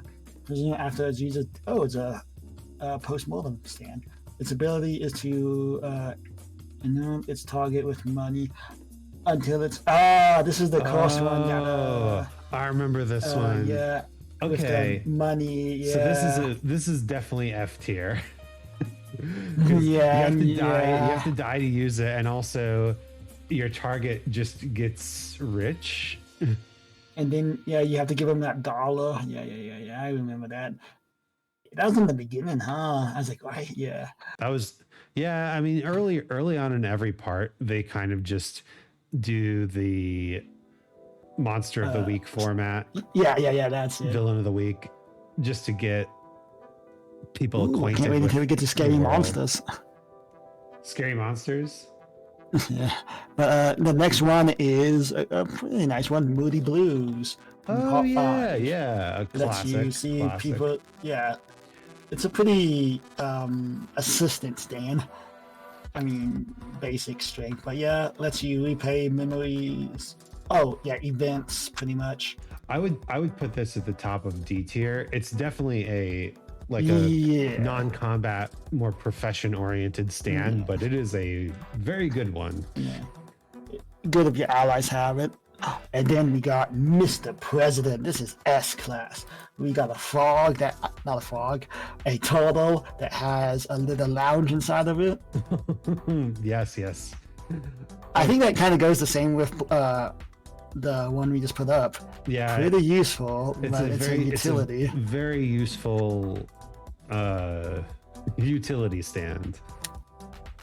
Ooh, one of the only R&B stands, the Notorious B.I.G.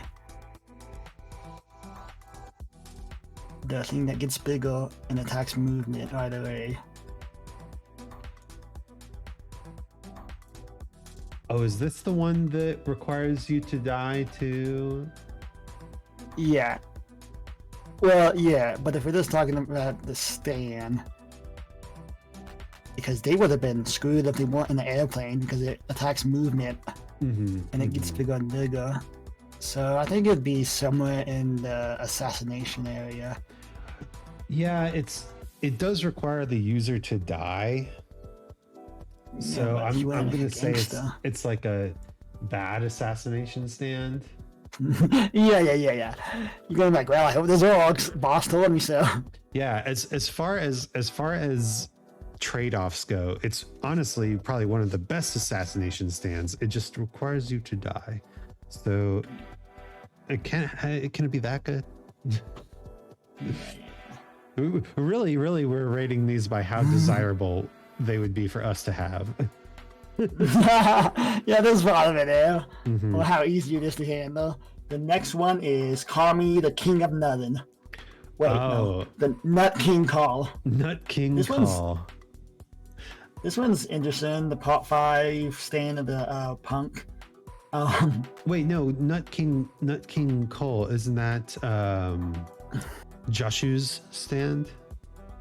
No, not wait. Hold on. Are you Joshu? Yeah, it's Joshu. I was like, what's your name again? Yeah. Part 8. Yeah, he can unscrew stuff and assemble them as if they were new. This is pretty cool. I do like it. We only see it like pretty much doing his little arcs. I would put it in the same vein as kind of the shrinking stands, though, just because it's like a debilitating stand, right? I think I would put it higher because it has more than, like, it can do more things than just make small. Where are we? Oasis. Oh, yeah. Oasis. You want to swim through mud? He's a mud swimmer. It's not terrible, but like it needs backup support. Yeah, that's where Linkin Park comes in. But yeah, it's I feel like any JoJo can handle it. Because if it was just by itself, all you have to do is find where the dude pops out. Is it? It's got to be D, right?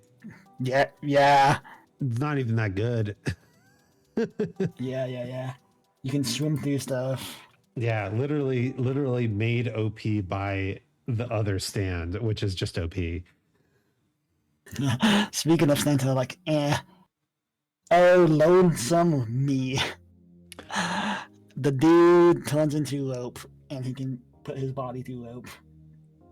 That's similar to Jolene's though, right? Stone free.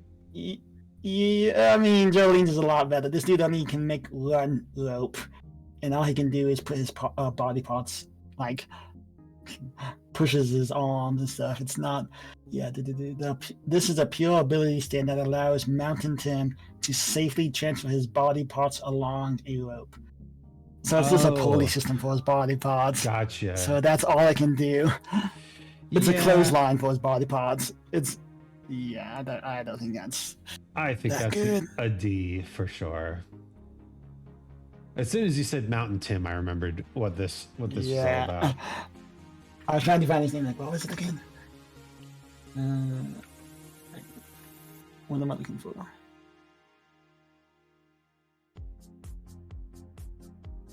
Wait, is this the part 3? Oh, yeah, I remember you. Also, that classic Egyptian god. It's a hawking humanoid capable of stealing souls of those who lose a bet or those who admit defeat. Yep, the other Darby.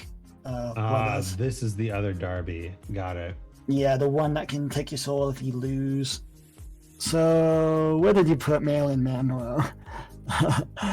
Pretty much. Is it better? Low B. I say it's better because it just takes your soul, not just pieces of it. Okay. Because Marilyn Monroe, or just that's. Next we have Ozone Baby from JoJo. Ozone Baby. Which one was that?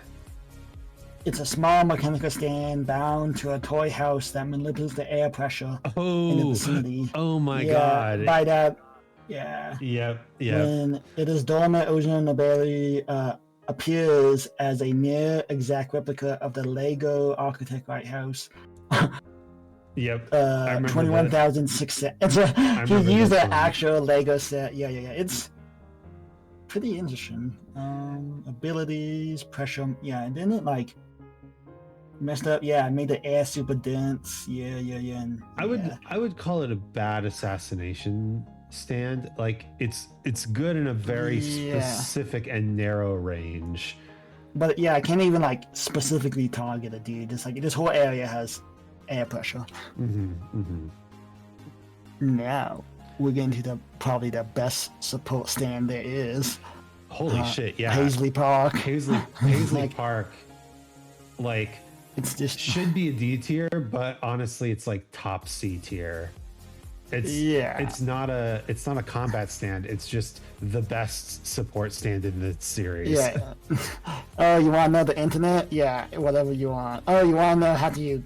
What snake did you get bit by? Oh, I can find you medicine for that. It's like it can be like anything. Another. You need to link the stands up to make the plot device to save the day. Oh my god, that's right. Oh my god, like yeah, sure. Another JoJo part right in a row. Hey, this is the Paper Moon King. Yeah, the little origami frogs. Yeah, which can distort your view on things. So it's like wait, does it also do like all your senses or just your visual? This was another one of those stands that they were using to kind of establish that everybody in the Higashikata family has stands.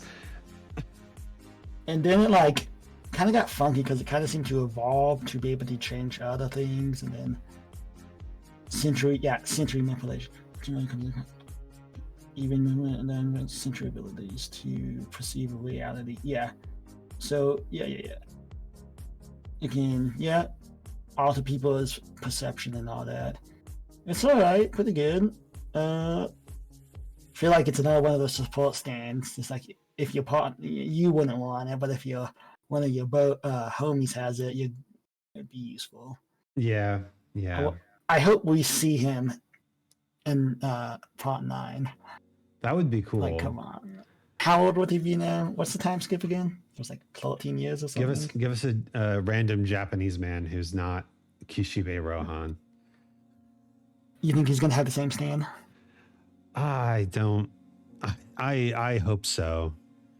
Like, I thought it was gonna be the carrot rolls, but just a classic stand. Yeah, but I don't know. Come on, give us something different. All right. Next we have meteors.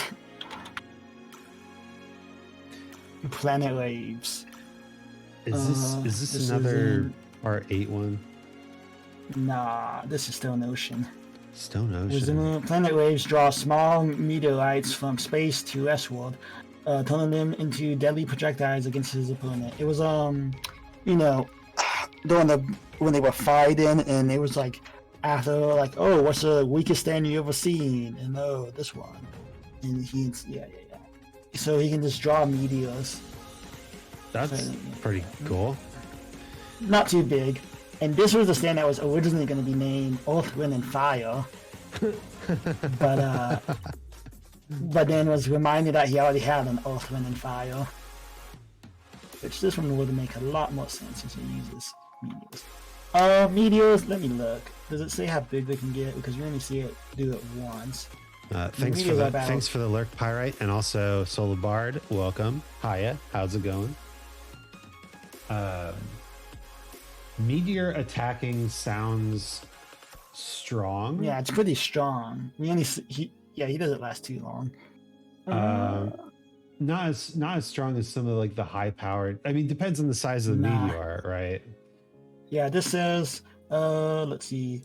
Planet wave drives the meteor towards its user, colliding with any person or object within the vicinity, attacks the small rocks of space, then fall to Earth precisely towards the user with enough speed that they can tear off chunks of the body and cannot be hurled until impact. So pretty fast.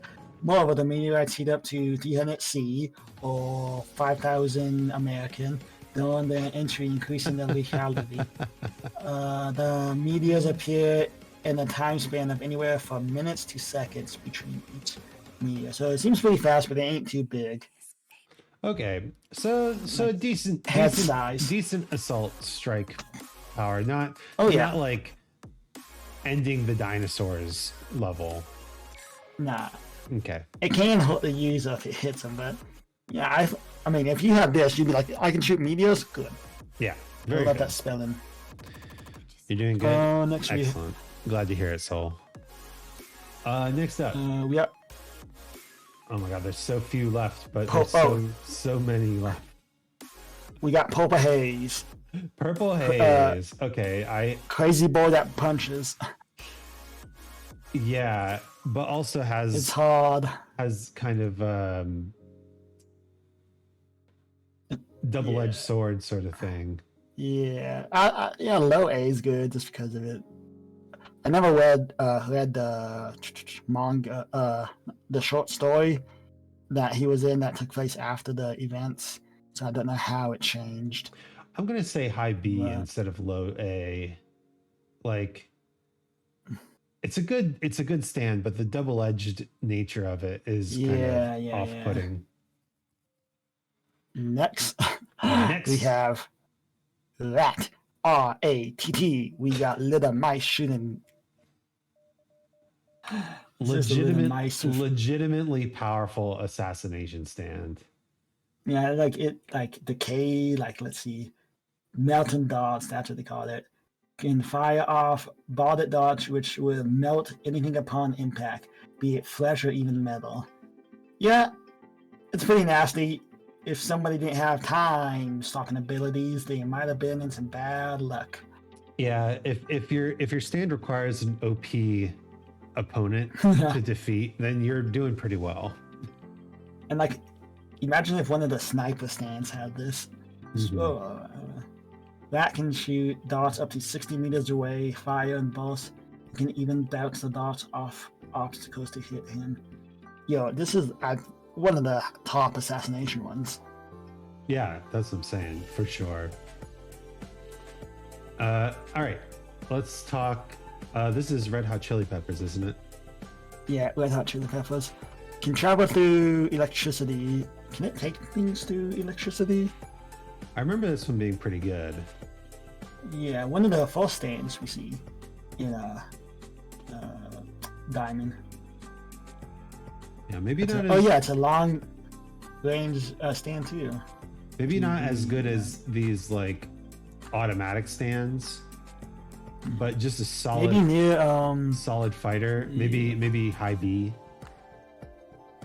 Yeah, can absorb electricity and transfer electricity to transfer. Yeah.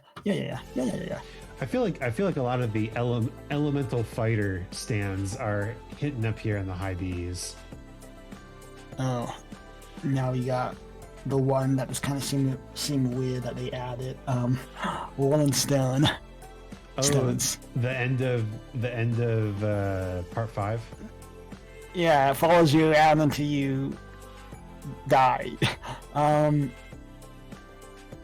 Yeah, that's bad.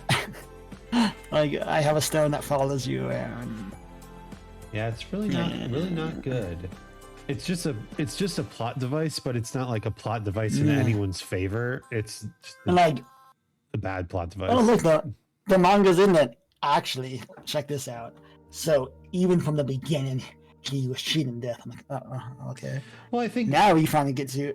I think it's an important thematic entry into the manga and the story overall, but yeah.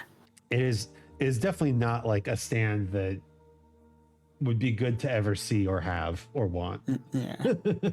Now we get to some scary monsters, which can turn into not a velociraptor, and can turn other things into velociraptors. Yes. What can you say?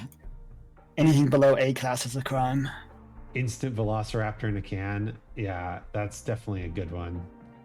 I would say Dinosaur. lower A. It is definitely like a reality manipulating stand, and it's more combat oriented than like Diver Down or Hot Pants' stand.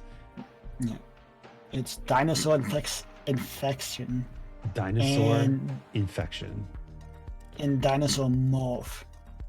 You will become a dinosaur whether you like it or not. Oh yeah, he got this ability through like that fossil that his supporters gave to him. Yeah.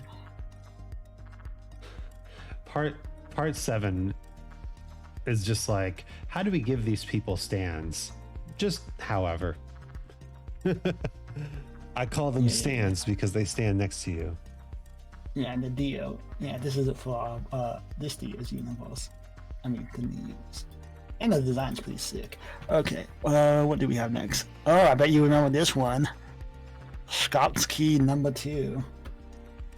Yeah. What is this one? It was one of the first baddies in part 8. The stand user of younger Fex brother. It is a small doll-like stand that resides inside of a ball, and it generates a potent poisonous gas. It was at one of the very beginning. I think I'm pretty sure it was the second baddie Josuke fought. Yeah. Jump stand with a straightforward and deadly poison. So it's a poison. Yeah, they had it in the soccer ball. I don't remember this at all. It's a bad assassination. Okay, all right. That I can get behind. All right. Now we're going to actually get to one of the more complicated part 3 ones. Oh yeah. Is it same? I remember this one from part 3. Sethlin. It manifests itself within the user's shadow and takes on the appearance of a humanoid with a board-like head. Anyone who touches it will be de-aged. So it's a de-ager, pretty much. Isn't this the stand I of the mean- really creepy guy? Yeah, my uncle, but yeah, whatever you want to call him. I feel like this is another Yeah. one of those debilitating stands where Yeah, like it's fine. You know, you just have to they can attack with its shadow. yeah, you have to be a good fighter as well. Right? Yeah. Your ability to shrink people or turn them into babies is not going to help you win the fight by itself. Ooh. Yeah, it's a pot 3 one. What can you do? Pretty much. Next we get to something sexy. We got Sex Pistols. Do we put I this think in the this- same one as gun, essentially? Well, the thing is, you can control the bullets, and I think it's better than gun. And what was the bullshit? They stop the bullet from going into his head, so they can. Oh yeah, they're kind of autonomous too. Yeah, So yeah, how many times have they saved him from? true. Yeah. Okay, we'll call it a good. I think- We'll call it a good assassination stand, Yeah. right? With added benefit of mild protection from bullets. Yeah, and it is fun. So next we get Mitt. sheer heart attack. Poor Mista. A little, Mr. We love Mr. You get sheer heart attack. Sheer heart attack which is definitely is up a- there with the automatic stands. Yeah, well, it is an automatic stand. Is it a good one? Can't- though? Well, I got tricked by a hot. What was it? A hot balloon or something? Hot towel or something? Yes, Yeah, it can only go by heat. it's just so a that's heat kind of seeking. bad. Yeah, I can't. Yeah, you can trick it easily. Okay, we'll just call it a pretty good assassin stand then. Yeah. Oh. Yeah. All right, what's yeah, that looks next? good. Silver Chariot. Silver A Chariot. fast stabby boy. Classic. Yep, Can stab fast. just Can release its armor to go faster. top of B. It's a good fighter. That's all. Yeah. It's Next we got it's some not more. out there breaking the rules, just doing its Yeah. thing. It stabbed and it does it good. Yep. Next we got Sky High. Attached to this, it allows him to control a colony of rods, cryptids that can fly and suck the blood, body heat of people. Yeah. Yeah. So yeah. it summons little cryptids. The One of Dio's bastards. Did you? I think this one was actually pretty good, wasn't it? Yeah, it's pretty nasty. Do we put it up there with the other virus style stands? I can see that. Maybe below them because it doesn't spread. They have to still be shot, I believe. Okay. Yeah, I can see Oh, that. control a colony. So, the funny thing about this, the cryptids known as rods, they were it was just like moths and stuff flying like super fast close to the cameras. So that's why they look like that. And before this part came out, there was a documentary, well, not a documentary, but like an episode debunking these things. So when I was reading, I'm like, come on, dude, it was debunked before you wrote this. Come on. No. Yeah. No, I've have you ever read the book John Dies at the End? I'm not allowed to read books. Ah, gotcha. There's a great book. I mean, they turned it into a movie called John Dies at the End. And they mention the little flying rods in that story. I don't know if they do it in the movie, next- but definitely in the book. Was it important to the story, or was it just a little thing? The story's about kind of like cryptids and creepy stuff in general, so I don't think it was super important. But it was. Do you like that kind of books? Not in particular. Fuck. Sorry. I mean, cool. Cool. I know that SCP stories are really, really popular right now. And Well, I heard this book on Amazon that's about that. no, that's pretty cool. There's I actually like this book. I have it linked in my bio. Just happened to be promoting a particular book right now. Yeah. For those who are watching, don't know that Lotus actually has a book on Amazon, which is really cool. It's called How to Get Your Anime Waifu to Love You Again. You need to buy the first one that says How to Get Your Anime Waifu to Love You. Then there's the sequel, How to Survive a Tsundere, and the finale, the spin-off. the finale. It's like making your own harem.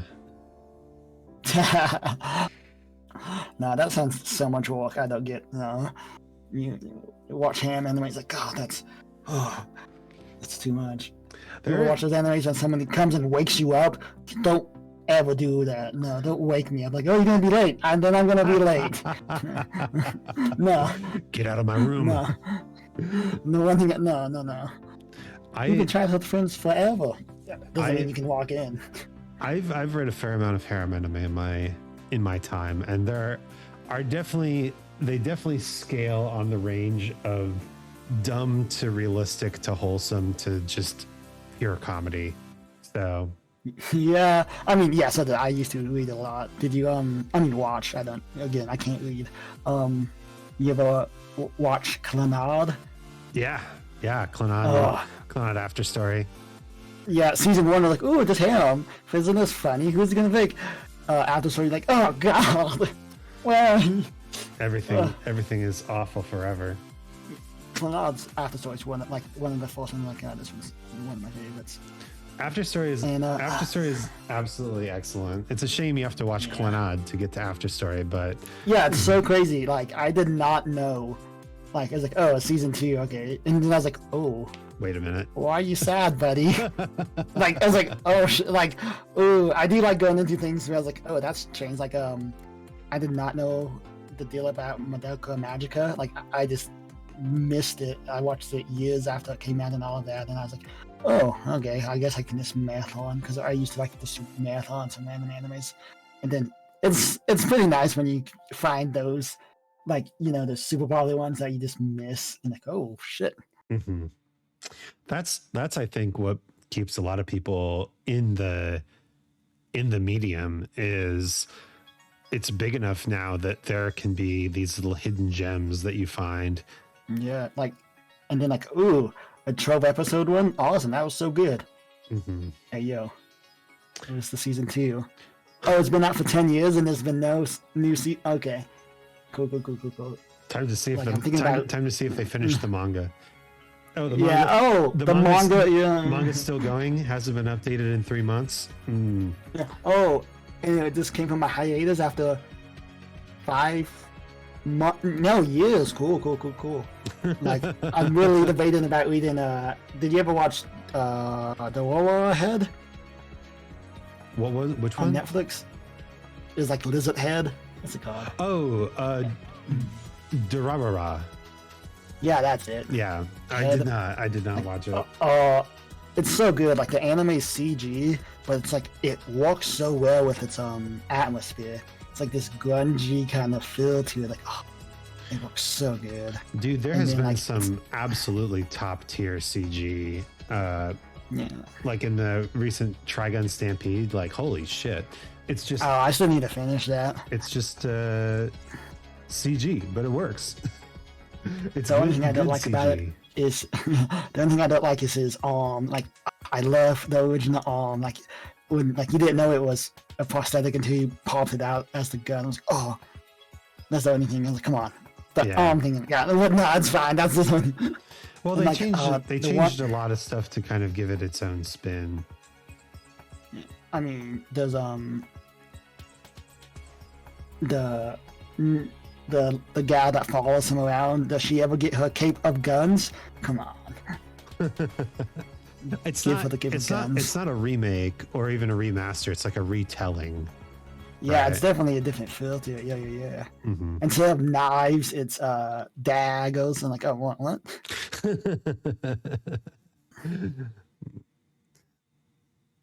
All right. Let's. Next up Okay, is yeah, soft and Next, wet, right? yeah. Can make bubbles that can get rid of anything. Well, But at least for reality manipulating bubbles, pretty good. pretty good. I wouldn't say S specifically. Maybe Yeah, if you have like the life manipulation up here, then you have like the instant disappear button up here as well. like yeah, it's like a better like the better of hearts of the top A, which name I'm blanking on. Crazy Diamond, that's it. It's definitely, and like in the first parts he could take away friction and like people's eyesight. He didn't do that too much during the later parts. Later part of the story. So yeah, I can take away eyesight, friction. Yeah, pretty powerful. Probably just like there's not like fourth dimension and like he can't take away time or space. He might take away space. But he can theories. He can apparently break the laws of causality in the universe. Yeah, with bubbles. With bubbles. All right. Who's next? Next, Soft Machine. Soft Machine. On part 5. By stabbing an individual or object with its rapier, it can deflect them. Yep, I remember. Deflate them as if they were a balloon and pull them into extremely small spaces. So it's deflation. Yeah. This is when they were on the boat. The gangsters were on the boat, and they're like, "Where's everybody going?" Oh yeah. Yeah, it's Did it even hurt them? Is it an assassination stand? I don't think so. It's like a capture stand. So I'd worse than assassination. Yeah, I'll put it like high C tier, similar to Nut King Cole. It's just like you capture your opponents, right? You're not really doing anything crazy. Yeah. Next, we got the savior of Part 8, Space Truck. It allows the user to store things inside her cards, which can be summoned out to attack her opponent. So it's like a It's like a Pokeball inventory system. Yeah. And she's not attacking. She's just putting things in her cards. Right. Now let me clear the most broken. No causality, please. Yeah, I'm just putting things in there. Yes, I am putting your money in here. It's not stealing. I'm just putting it in here. It's all out of love. I feel like it's a kind of a plot power, but it's still got some utility to it. So maybe like C tier, D tier, high D tier.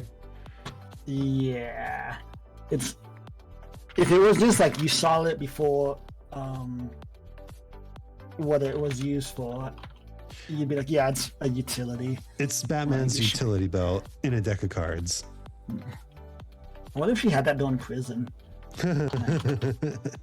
That'd be kind of cool to see what she could have done with Speed King. That's it. Speed King is the other bad guy. No, yeah, he's not a bad guy. He works for the stone people for like a hot minute, but for like Josuke, kind of antagonist to him. So he can make things more like a rival. Jobin's like a rival character. He can store heat in the So short range humanoids thing. But we never actually see it fight per se. Yeah, he knocks out that one gal. So yeah, I can store heat and like transfer. It gets very specific. It has the primary ability to store heat and temperature within a short localized point from single objects such as the surface of paper, money, or even a particular spot on the human body. However, the heat can then be transferred to anyone who touches a set point where the heat is stored. Speed King can only affect objects within 10 centimeters. Damn, that's such a. I didn't know it was that short, but so it can only pretty much what it touches. But it is shown that said objects can travel far away from Jobin and still be affected by Speed King's heart storage. Oh, heat storage, not hot. For instance, this one dude did this one thing over that one time, and then he. Oh yeah, he touched that one dude. So I feel like this is on the level of just a bad fighter. Yeah, like it's like in between a fighter and an assassin. Like it's just not that good at. I mean, we never actually see it fight, and that's probably because it's not a good at that at all. I was looking at Joven stuff, and I just saw it said goat under his intro. I'm like, I'll be calling him a goat, but no, that's just Chinese zodiac. I'm like, oh, okay. Yeah. Okay, does it say... I can't remember what happened to him at the end, but does it say he... All right. He's fine. Next one I know, Spice Girls. This one, man, one of my favorite intros. It was just so good. I mean, she makes everything soft, and like that's pretty, like it can be pretty broken. Like, come on, she made the whole airplane soft. Mm-hmm.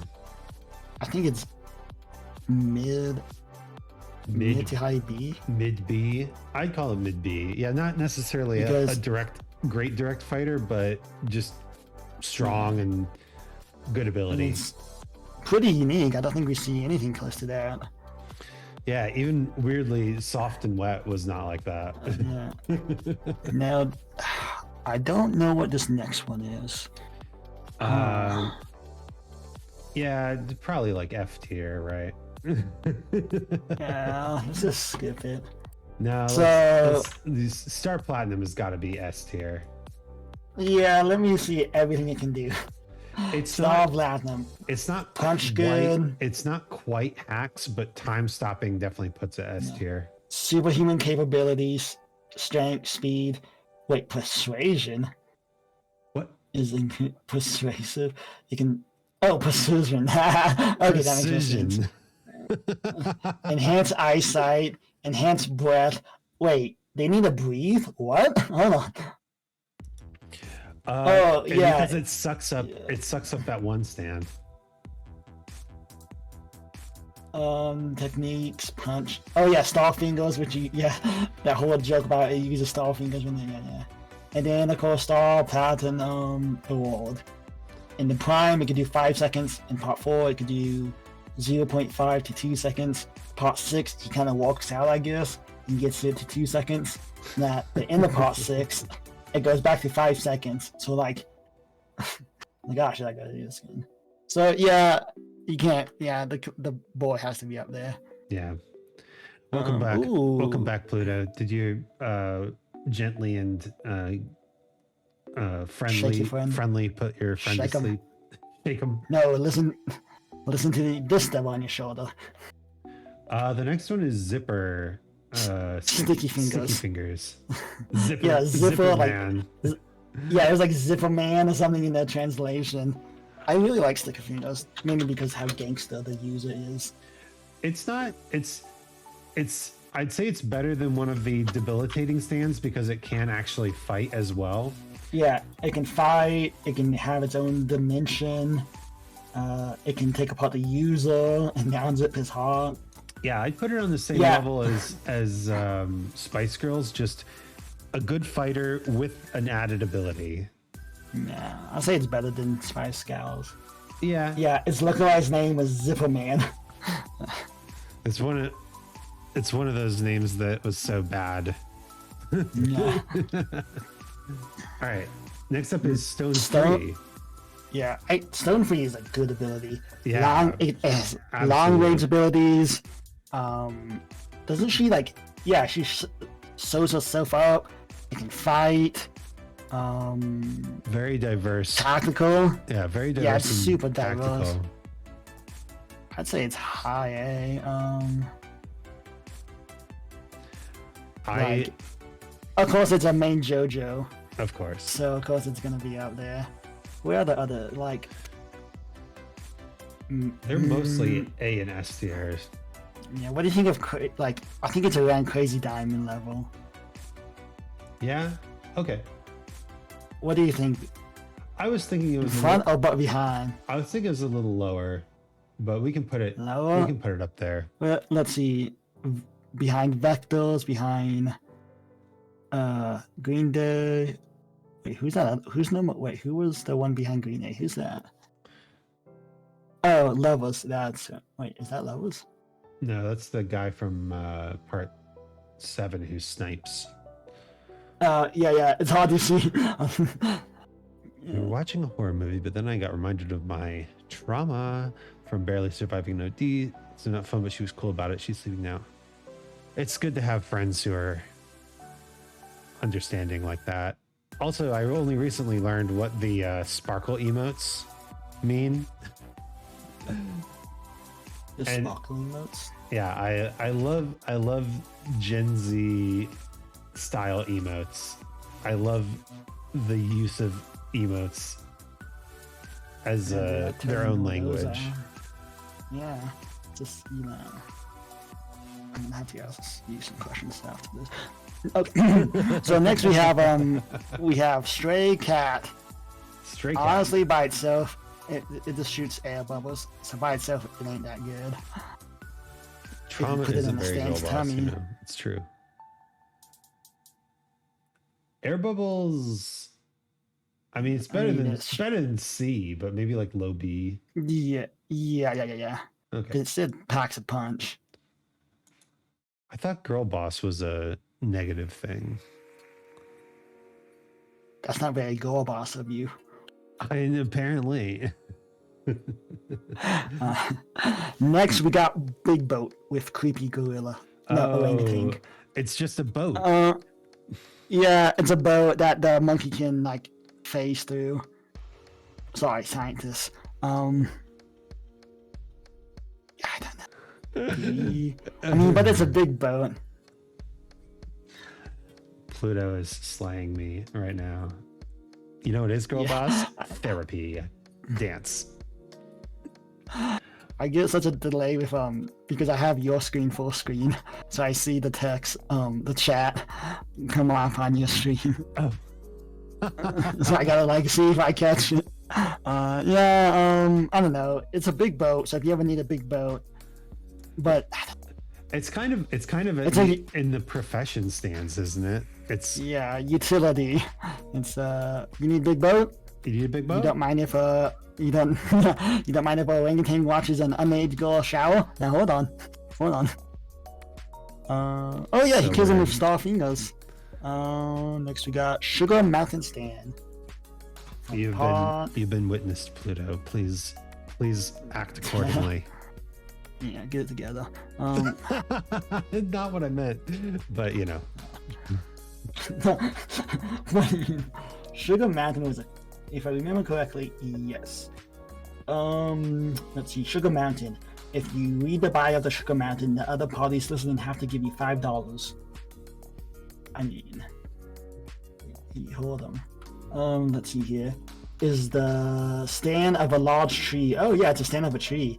Featured in the 7th part of Styron, it acts as a set of supernatural trials that aim to test the greed and the avarice of anyone pursuing items possessed by the tree. The tests are enhanced by and it was the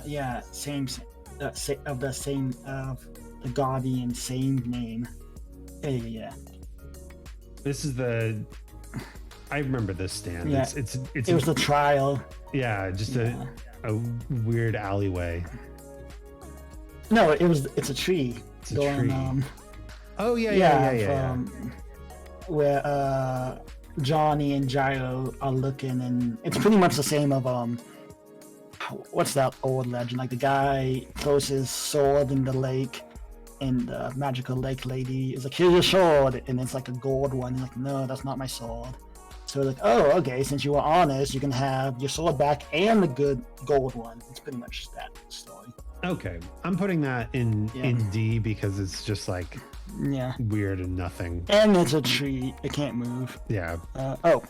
Also, okay, now we have Pluto. Thank you for the chair. And I agree. The sky is a nice shade of blue today. It's a it's a weird day in Berlin because you can see the sky. It's not cloudy. Next we have the sun. Speaking of the sun, we have the sun. Big hot. Enough about me. So big hot thing in the sky. That's this little heat. Doesn't move, but neither can the guy, and he gets hot too. So it's kind of a classic part 3. Bad assassination stand. Yeah, bad. I mean, if you get stuck and you have nowhere to hide, you're screwed. But still.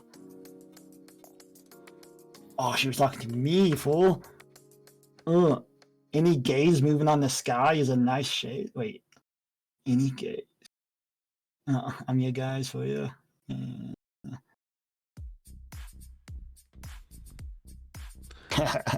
Oh, yeah, I guess, Lovis, you don't currently have a chair on stream, huh? Wait, I'm not streaming, but no. Oh, no, I don't have a little chair. Oh, yeah, you got a whole nice chair, don't you? I just stand. Let me just... Where did you put the sun? I put the sun... you mean Anya. Bottom B tier. Yeah, that's fair. Like, if you're finding somebody and they're like, oh, I have the sun, you'd be like, I got clouds. Let's go. I say that as I have a sunburn right now.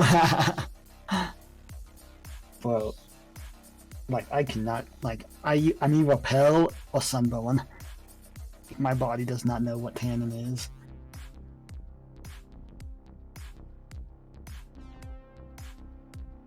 This one, the next one's tricky because it's a cool story that it's in.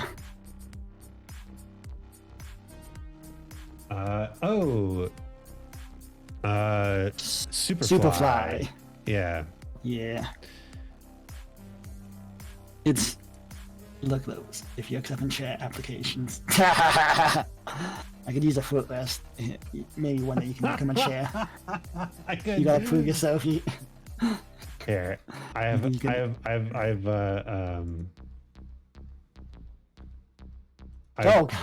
chair. It's a big chair. Yeah, it's weird.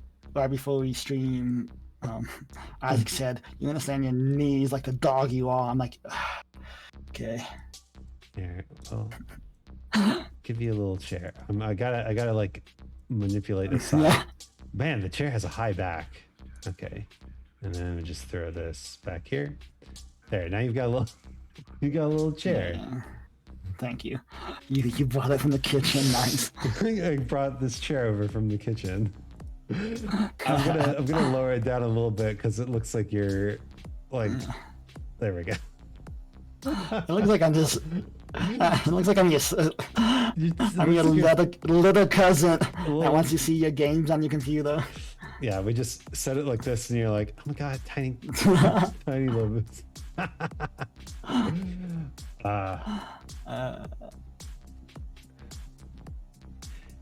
Yeah, this is a weird one. I'm gonna say it D. just traps you in there.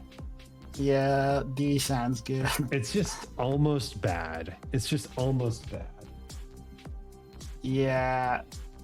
The story is pretty. I like the story a lot. It's very fun, but yeah, the stand itself. The worst part about the story is that he has such huge calluses that he can store things in his calluses. That's right. It's not even his stand ability. I climb this a lot. I'm just a climber. What's this one? Yeah, we've got Surface. We've got the Nintendo Wii remote here.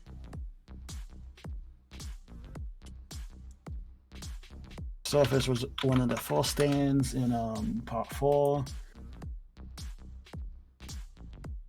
A mannequin that can copy a person, but it just copies a person and it's not that strong. I'm thinking like C. It's one of the early stands in part. Yeah, it's an early part 4 stand, so before they get up there. Yeah, all right. We'll put it mid C. Yeah. Next up, Oh, geez, I have no So idea. yeah, it's Survivor, the one that Dio's like, yeah, this stand fucking sucks, but you know, maybe one day would be good, and I'm totally not hearing this because it's about to become good. So I think if we listen to Dio, we do have to put it pretty low. Because all it does is gets people a little angsty, a little grumpy. Small scoop stones that travel through water and increases that yeah, it makes people aggressive. If anyone affected by the miniature electrical signal, out of all the stands Dia knew, this one is said to be the weakest. Okay, I think that's a pretty good argument for F tier then.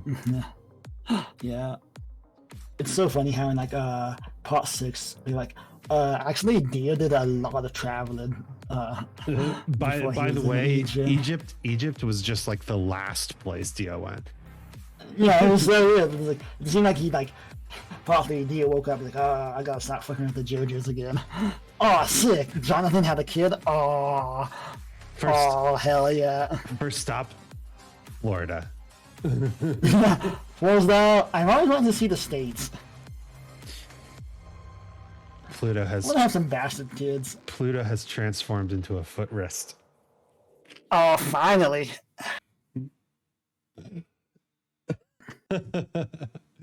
This is beyond science. This is a level of flirting that I'd never expected to happen on my channel, but I'm here for it. Just becoming useful. Next we got Talking Heads. It fucking sucks. Oh, you're gonna say the opposite. And like if it was by itself, as we're thinking, it just sucks. Like if you have if your boyfriend doesn't have a shark that can go in all water, it's bad. That one that makes you say whatever the opposite is. So why didn't you just say the opposite? So when you said makes it transfer, you'd say the correct thing. Yeah, I'm gonna put it D tier. It's pretty useless. Thought I was down bad. No, I'm down horrendous. Tenora sax. Yeah, these are definitely the laid up. I was like, what is? Oh, I remember this one. Tenora sax was like a retcon stand, part 3 that explains why Dio's mansion was so big. So yeah, is the stand that of Kenny G featured in the third part of JoJo. The last Kenny G to create a complex illusionary. Yeah, it was. Yeah, they like added this later to explain why Dio's mansion was all like, you know. Yeah, isn't it? Well, what's the one with the green dudes? Because isn't Kenny G this one? No. That's Tattoo You. Okay, so Kenny. Yeah, G, this one. Kenny G is the green This one dudes. was like. Yeah. We're gonna put it with the profession stands. It's basically a home remodeling stand. Kenny G isn't the green dudes. Kenny G's the user. Of yeah, the green dudes is Tattoo You. Okay. Yeah, I'm gonna put Kenny G into the. No, Kenny G isn't it. That's not the user. That one is Tenori Sax. Oh, Tenori Sax. Got it. Yeah, there's kind of a retcon that they just like, oh yeah, this is why Dio stand. The green dudes, I believe that's a steel ball. Tattoo. I gotta see if somewhere there's like a spray bottle emote. Pluto is down horrendous right now. Good. Yeah, is a stand of the 11 men featured in Steel Ball, and this stand appears as a mark on the back of each 11 men and allows them to merge each other's bodies. I do not remember this one at all. I don't either. Let's see. It sounds like a C tier stand though. Yeah, it had to be an early ass stand. I did not remember. Like I normally. Oh, this is the dude that had the newspaper hair. I don't even remember. But I remember funny. The guy that said he didn't forget, YouTuber. Originally, the hair it had American newspapers, but it said like JFK and like a newspaper that shouldn't be there, so they had to change it to match the time. That's hilarious. Yeah, that's the only thing I remember of that.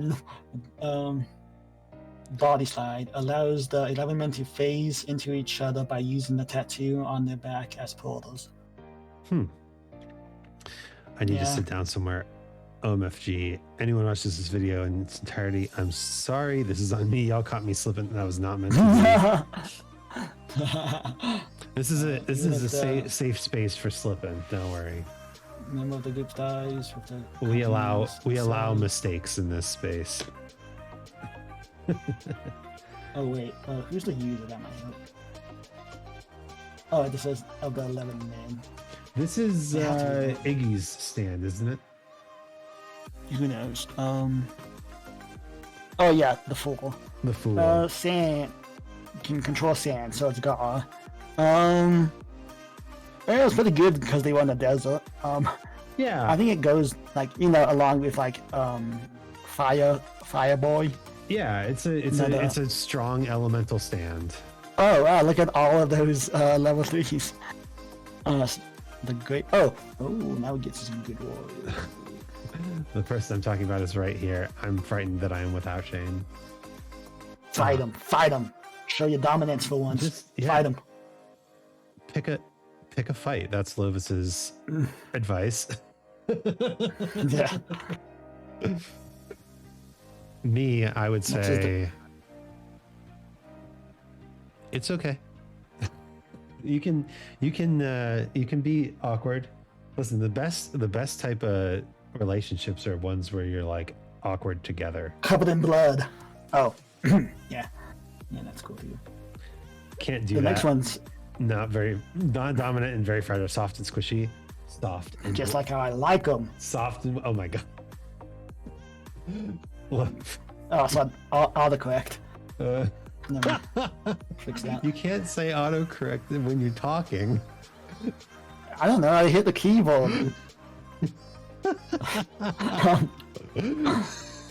Sorry, autocorrect.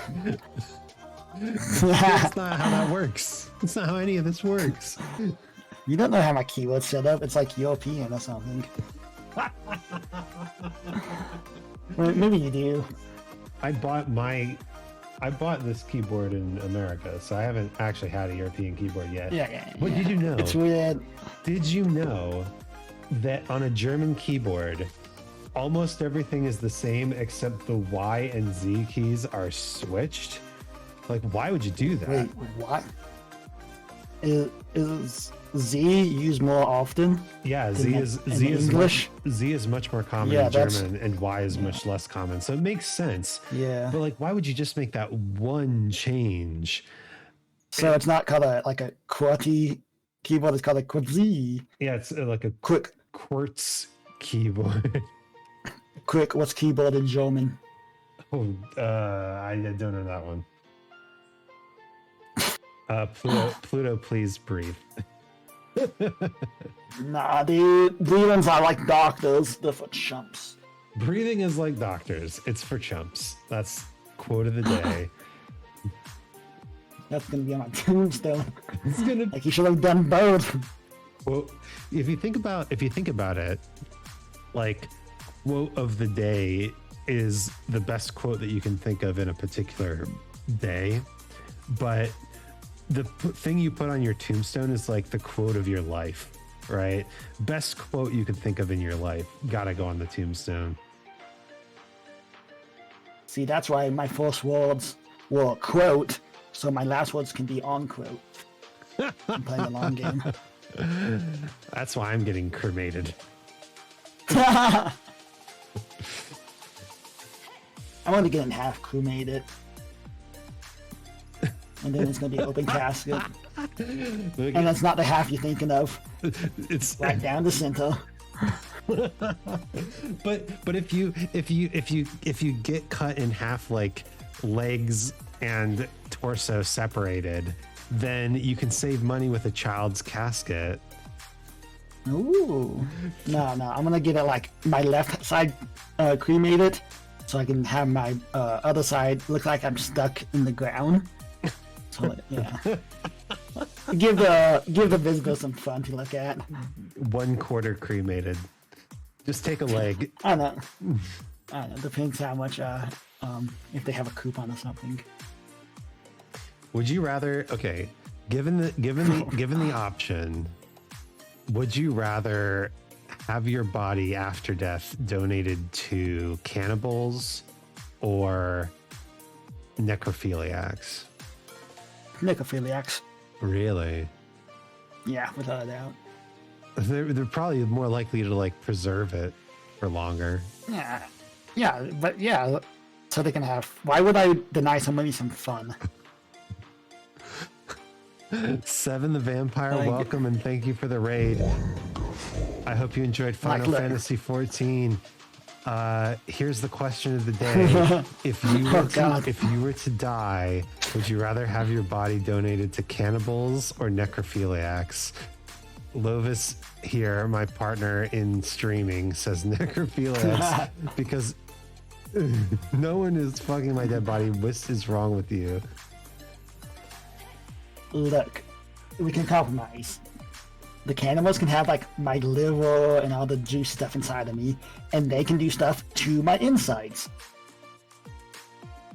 I would like my body to be donated to a good cause like organ donations.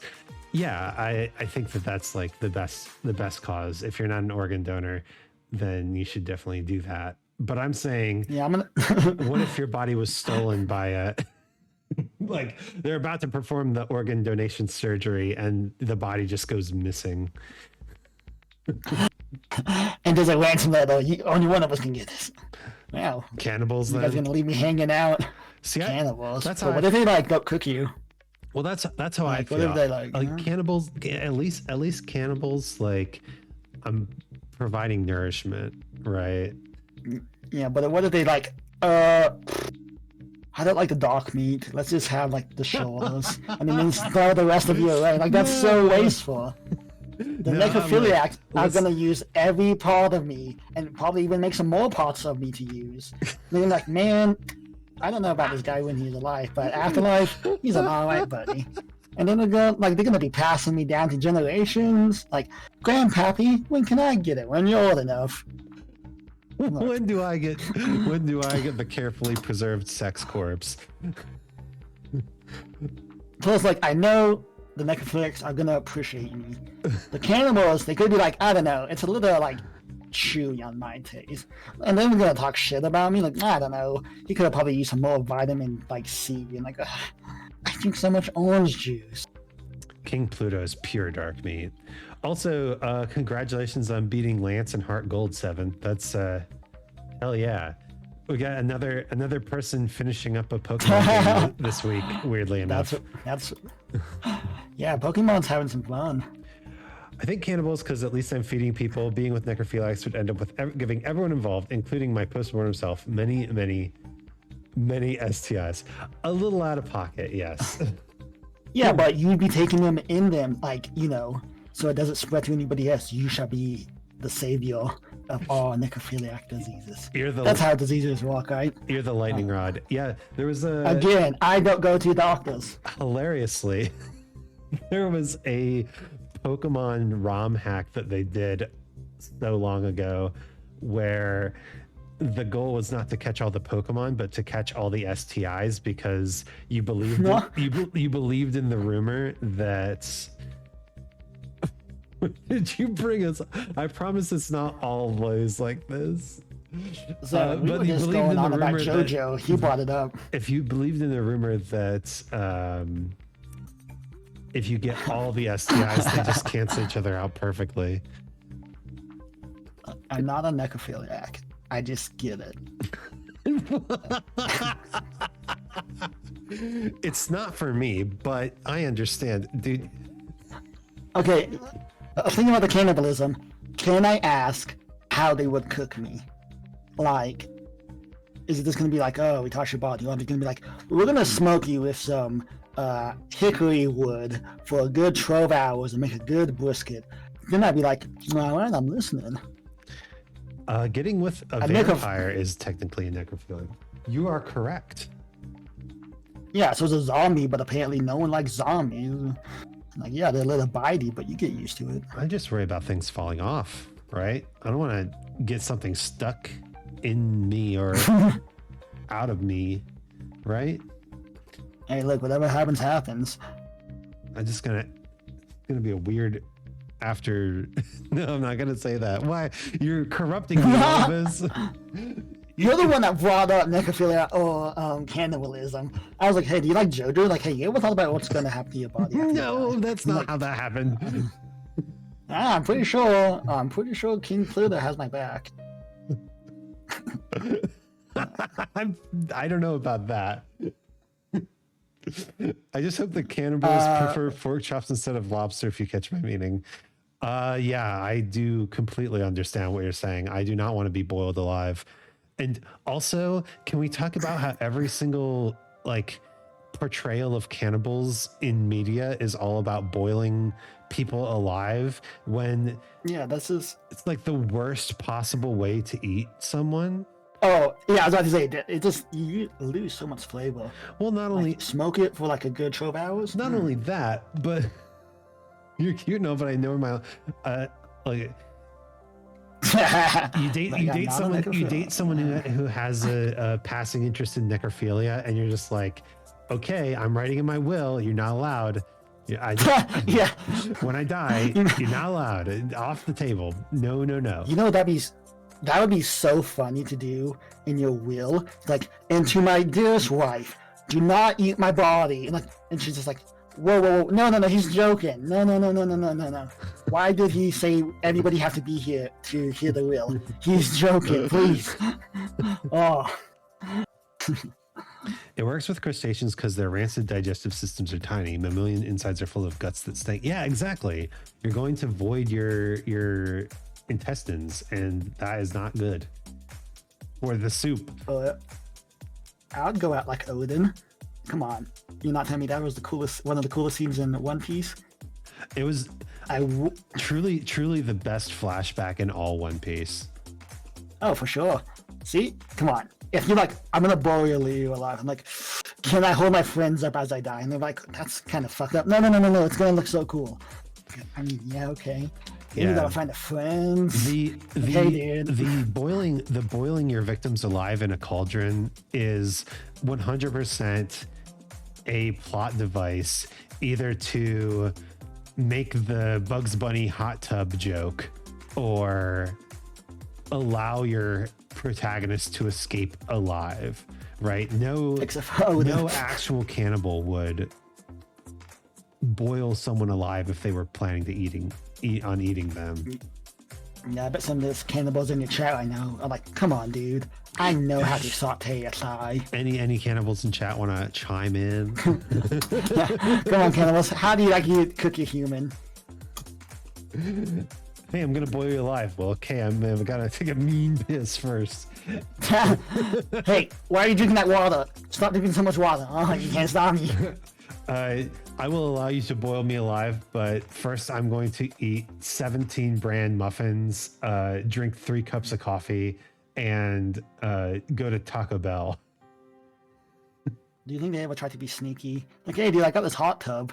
Cool, and they slowly turn up the heat, and they keep calling you fog. Oh, shit. Hold on. I gotta get out of this hot tub real quick. I'll be right back. Not the Taco Bell. That's if you ever want to like cannibal proof yourself, just eat Taco Bell. I gotta be honest, I don't think a cannibal would be like, oh no, however will I eat you? And it's like, oh wait, your arm's not stinky. Chop, chop, chop. Thanks for the arm.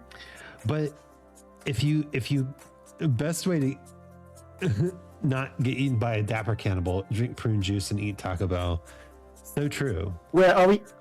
Is the cannibal also doing the cooking? Because, like, I'm pretty sure not all cannibals know how to cook, right? Some cannibals are just lazy. Or just like, oh, I just got some fingers I can heat up in the microwave. So like, is this like a cannibal gathering? Like, oh guys, look, Yeah, I got this nice human. is Who is mom like mom cannibal? Like, I got it. Don't get in my way. Like, okay. yeah, there's just a couple cannibal chefs, and then the rest of them are just like the diners. They have to set the table.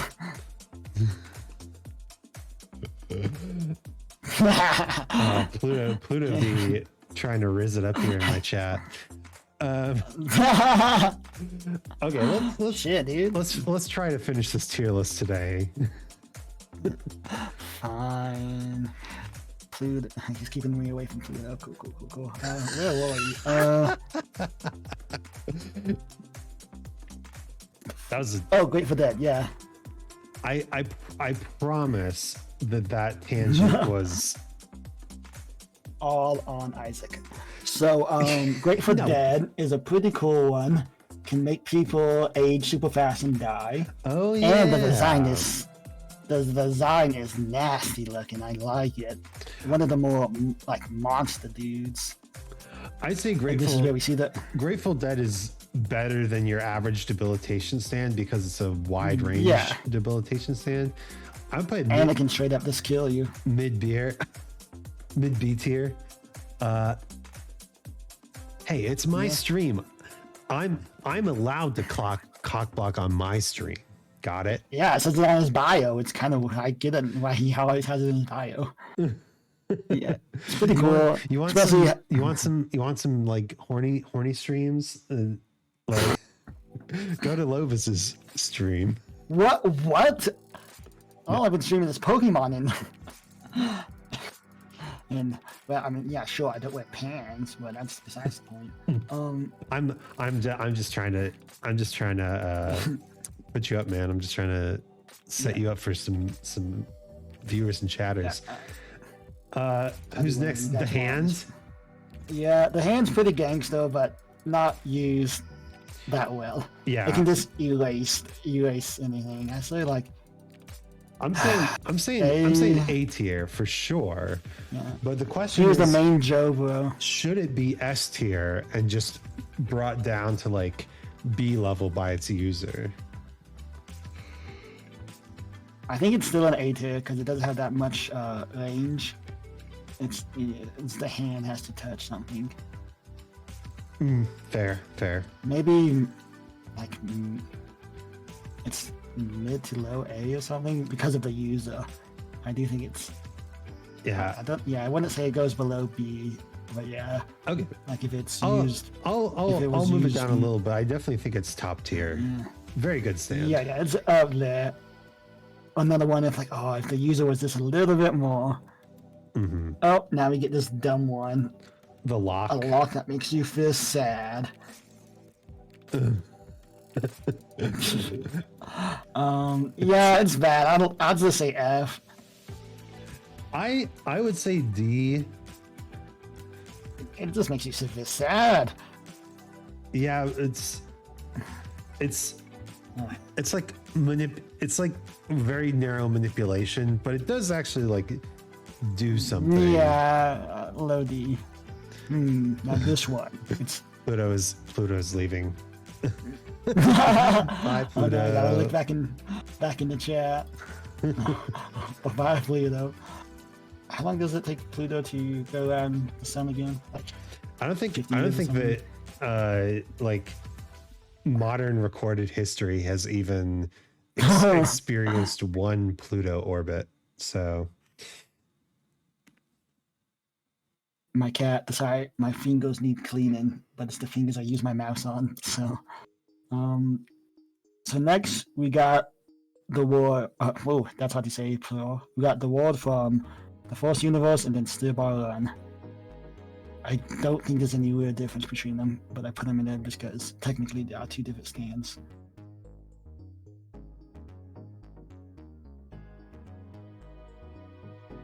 oh yeah, you're right.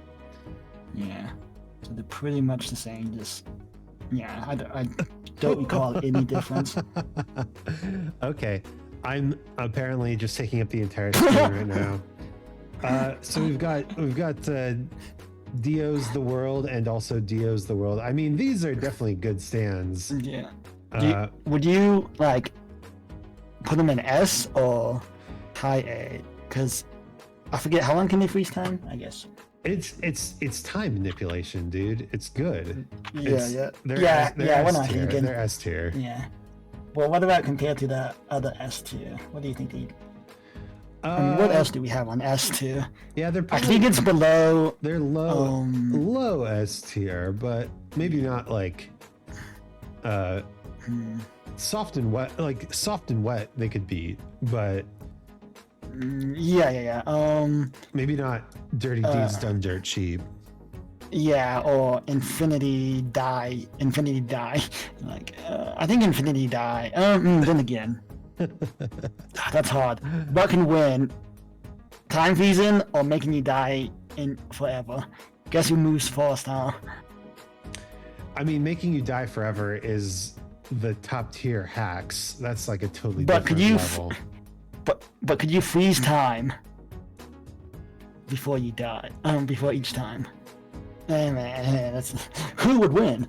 I don't know. Oh, I'm back to normal. Are you ready for the hacky hack of the hack? Yeah, what's this one? Ticket to Ride. Remember when Jesus went inside that underage gal? That was weird. Oh my god. Is the stand used by Lucy Steer featured in temporary gain through the power of the Saint's Corpse. It manifests a set of abilities that protect Lucy. So it's pretty much just the ultimate shield. It's the prequel of Valentine's ultimate stand. So wherever Valentine is, his what is his big bad stand he had? I know what you're talking about. I would say this is like upper tier A. Yeah. It's just like very solid defensive stand. You can't be hurt. Yeah, that's all it does. It's the ultimate defense. But then Valentine took it. Yeah. Definitely A, but like then she couldn't move. And it was just Ticket to Ride was just used. Oh, Ticket to Ride is the Beatles song. Hey, this is Beatles. There we go. Yeah. Oh, that's cool. I like wiki. This wiki tells you what reference it is. That's cool. How's the weather? Full of JoJo references. Good. You know, nothing gayer than JoJo, right? Yeah, pretty gay. Pretty gay. Oh, then we got the bad fortune telling Toph. Yeah, this. I mean, it goes with the classic. It's pretty bad. Yeah. What's it called? When you read your fortune and then you try to avoid it, but then it still happens. Mm-hmm. Like, hey, don't sleep with your mom and kill your dad. Yeah, I'm definitely not gonna do that.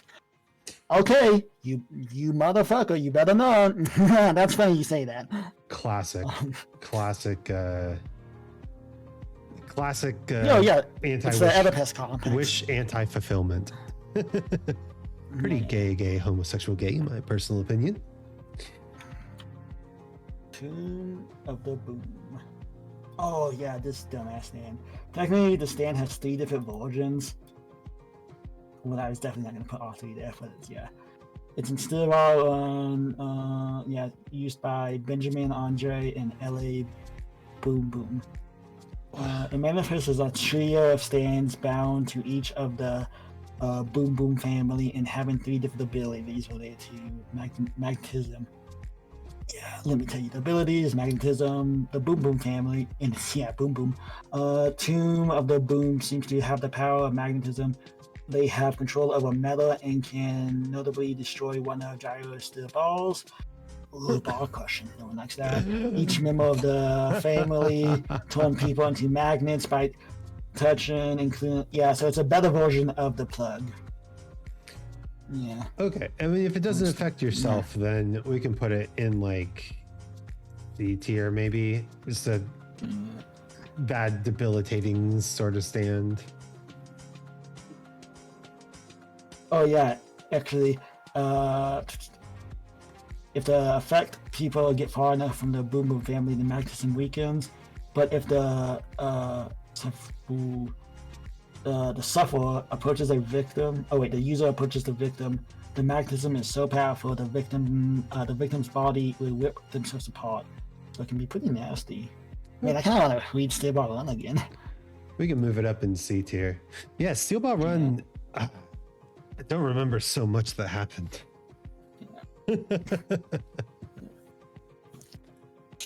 Where are we? Oh, wait, did we already? Oh, no, it's there. Tower. Yeah, we got the Tower of Grey. Tower of Grey. It's a bug. It's a really fast bug. That whips that time. Yeah. It's just a decent assassination stand, I think. Yeah. I believe the second time, the second airplane crash that Joseph was in was because of this guy. That's true. Yes. You know, it's funny. In tarot cards, the Tower, the Tower means like some bad shit's gonna happen, like a great calamity, and they gave it to a bug. Oh yeah, now we got this dog dude. Yeah, that's pretty funny. Yeah. I'm apparently a Pokemon master now. Thank you for the silly hat, Pluto. Get in line. Get in line. Have you seen those there's a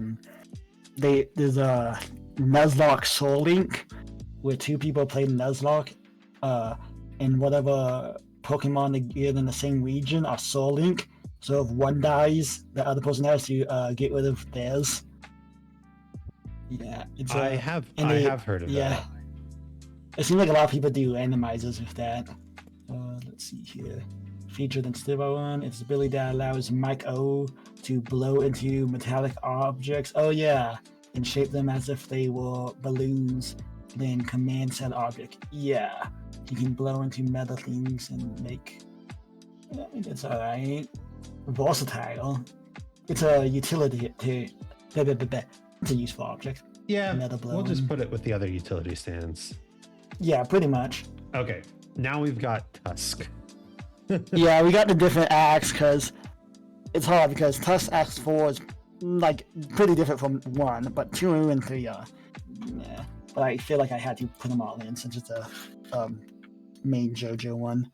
Yeah, and Tusk it changes pretty heavily. Yeah, let me make sure I get it all up. So the original Tusk is the horrific power of shooting your fingernails, right? Yeah. Just trying to find. I mean, that just seems like a pretty basic like B level power. Yeah, spinning nails. Yeah, definitely B. I think that B is pretty good. Grants Johnny ability to imbue his nails with the spin. Johnny's able to make his fingernails, and he uses his toenails too. That's pretty cool. Ridiculous. What's Johnny? What's the difference between that and Act 2 and Act 3? Once Johnny learns to imbue his fingernails with the spin, using the golden rectangle, it greatly enhances the basic properties of his shots. When Johnny activates Tusk, the fingernails now rotate around his fingers, like in Power of the Shot, for instance. So it seems this strong version of 1. In addition to the power boost, the nail shot gain a new property. Oh wait, hold on. After they hit a target, they disappear and leave a dark hole. The same hole created through the rotation can automatically chase after any target. That's right. So he can make a little vortex in whatever he hits. That's what he did for Soldier Guy, and he shot himself with it. Yeah, I think this is when it came in. When Johnny shoots a fingernail with axial rotation, the fingernail takes several minutes to grow back. However, Johnny discovered that by munching herbs or drinking tea, among other mints, like like this one. So that's Act 2. Yeah, Act 2 is that's a big boost. Yeah. Okay, that's up on reality manipulation, kind of. No, Act 3 is the wormhole one. Okay. Act 2 is just Act 2 is slightly stronger. Act 3 is up on reality manipulation. Yeah, it makes a little like black hole. And then what's Act 4? The big boy, the big chunky, which is I don't know. I just really like Act 4 the design.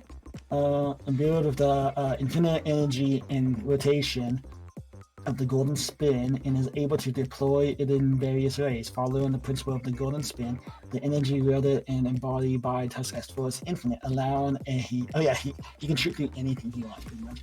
By the way, of otherwise impossible feats. One of these feats abilities displayed by Tusk X4 is to be able to break through the dimensional barrier of D4C love train and into the space in the Valentine Hides. Moreover, Tusk Act 4 defies the laws of gravity and therefore can move slightly and probably still influence Diego during the stop time. Yeah, I can see that. Yeah. Okay, I think the damage causes. Like the S tier. Like that's just the best. Yeah, that's the S tier. Yeah. Yeah, that's just the best possible gun. Can shoot everything through dimensions and all the time. And the spin won't leave you. Like when he shot Valentine, he kept trying to go to different bodies, but I can't. Like that scene was beautiful. God, the ending is so good. I mean, of course, especially like, oh, I can bring back your homie. And he's like, not homie, I ain't a bitch. Get out of here.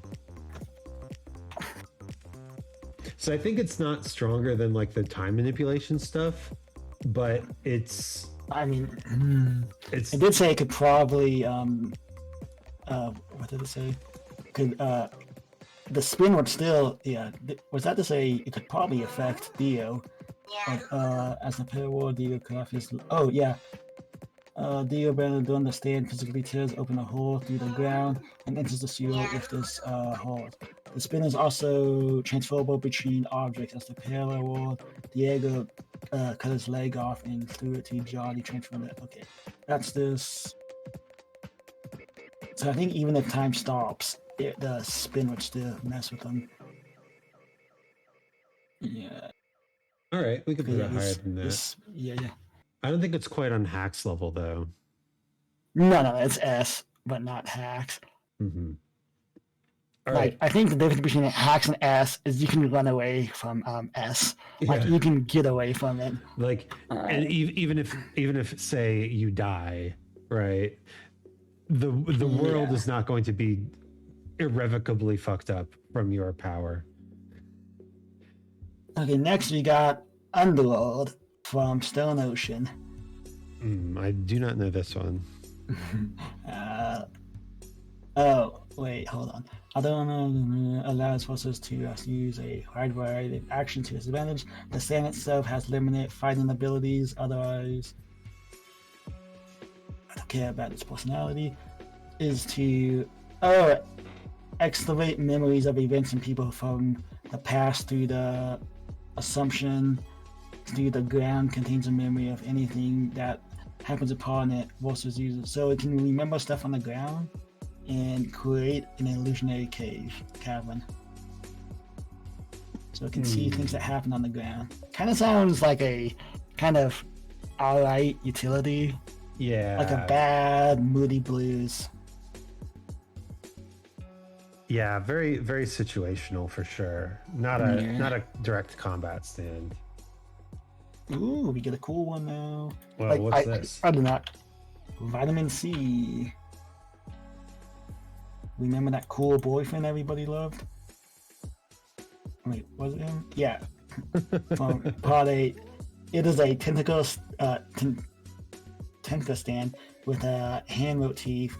When someone touches the fingerprint it leaves, the victim will be softened to the point of liquefaction as long as they remain within range. So it can make you all gooey. Yep. Okay, I remember. Yeah, that creepy guy. Got it. Yeah, definitely a nasty, I'd say a nasty assassination. Yeah. Do we have? I think we have had something like that.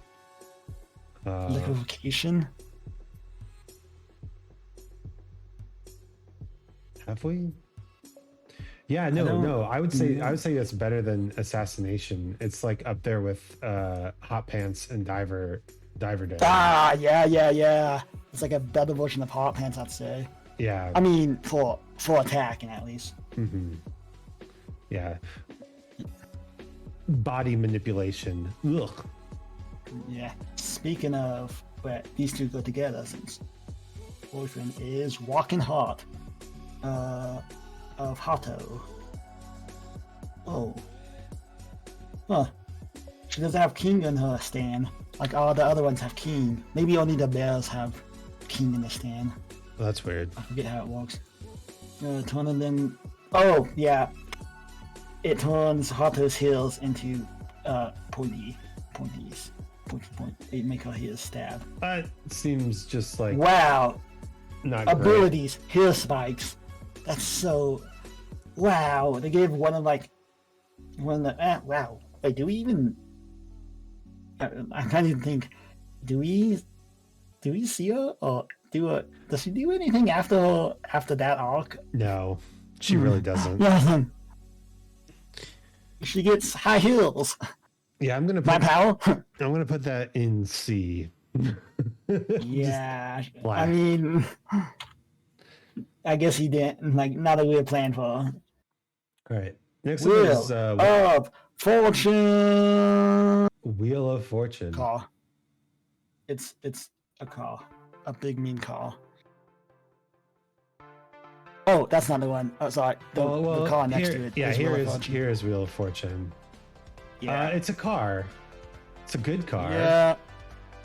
It's a utilitarian that can hurt you. Yeah, we'll put it up there in utility. But this is weather report, isn't it?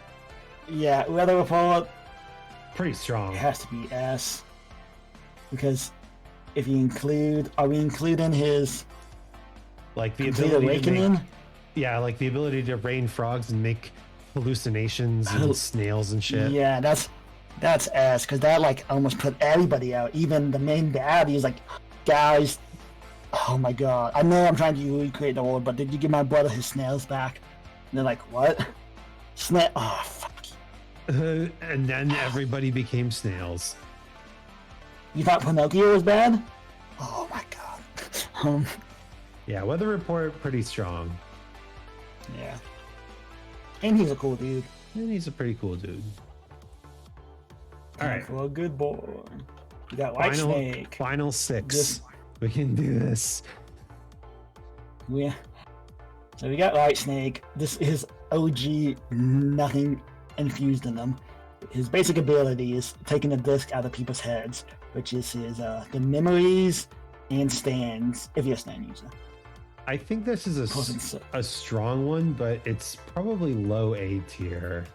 Yeah, definitely low. Like very similar to Rohan's stand. Yeah. Just I think Rohan's is better because he can write things in there true. to alter people's. Yeah. True. But then again, it's not much of a fight. But yeah, of course, White Snake was planning to get like what, 2, 3 more evolutions. Something like that. Yeah. Because we had when he eats the baby. Sea Moon, and then Yeah, so 2 more. yeah. Wild info box. This is part 8. Like you can just tell by the art. I think we missed one here. Oh, what? Wait, did you not put up White Snakes? Oh, where's a 1, 2, 3? that's 4, White 5. Snake. Okay, then here, what's this one?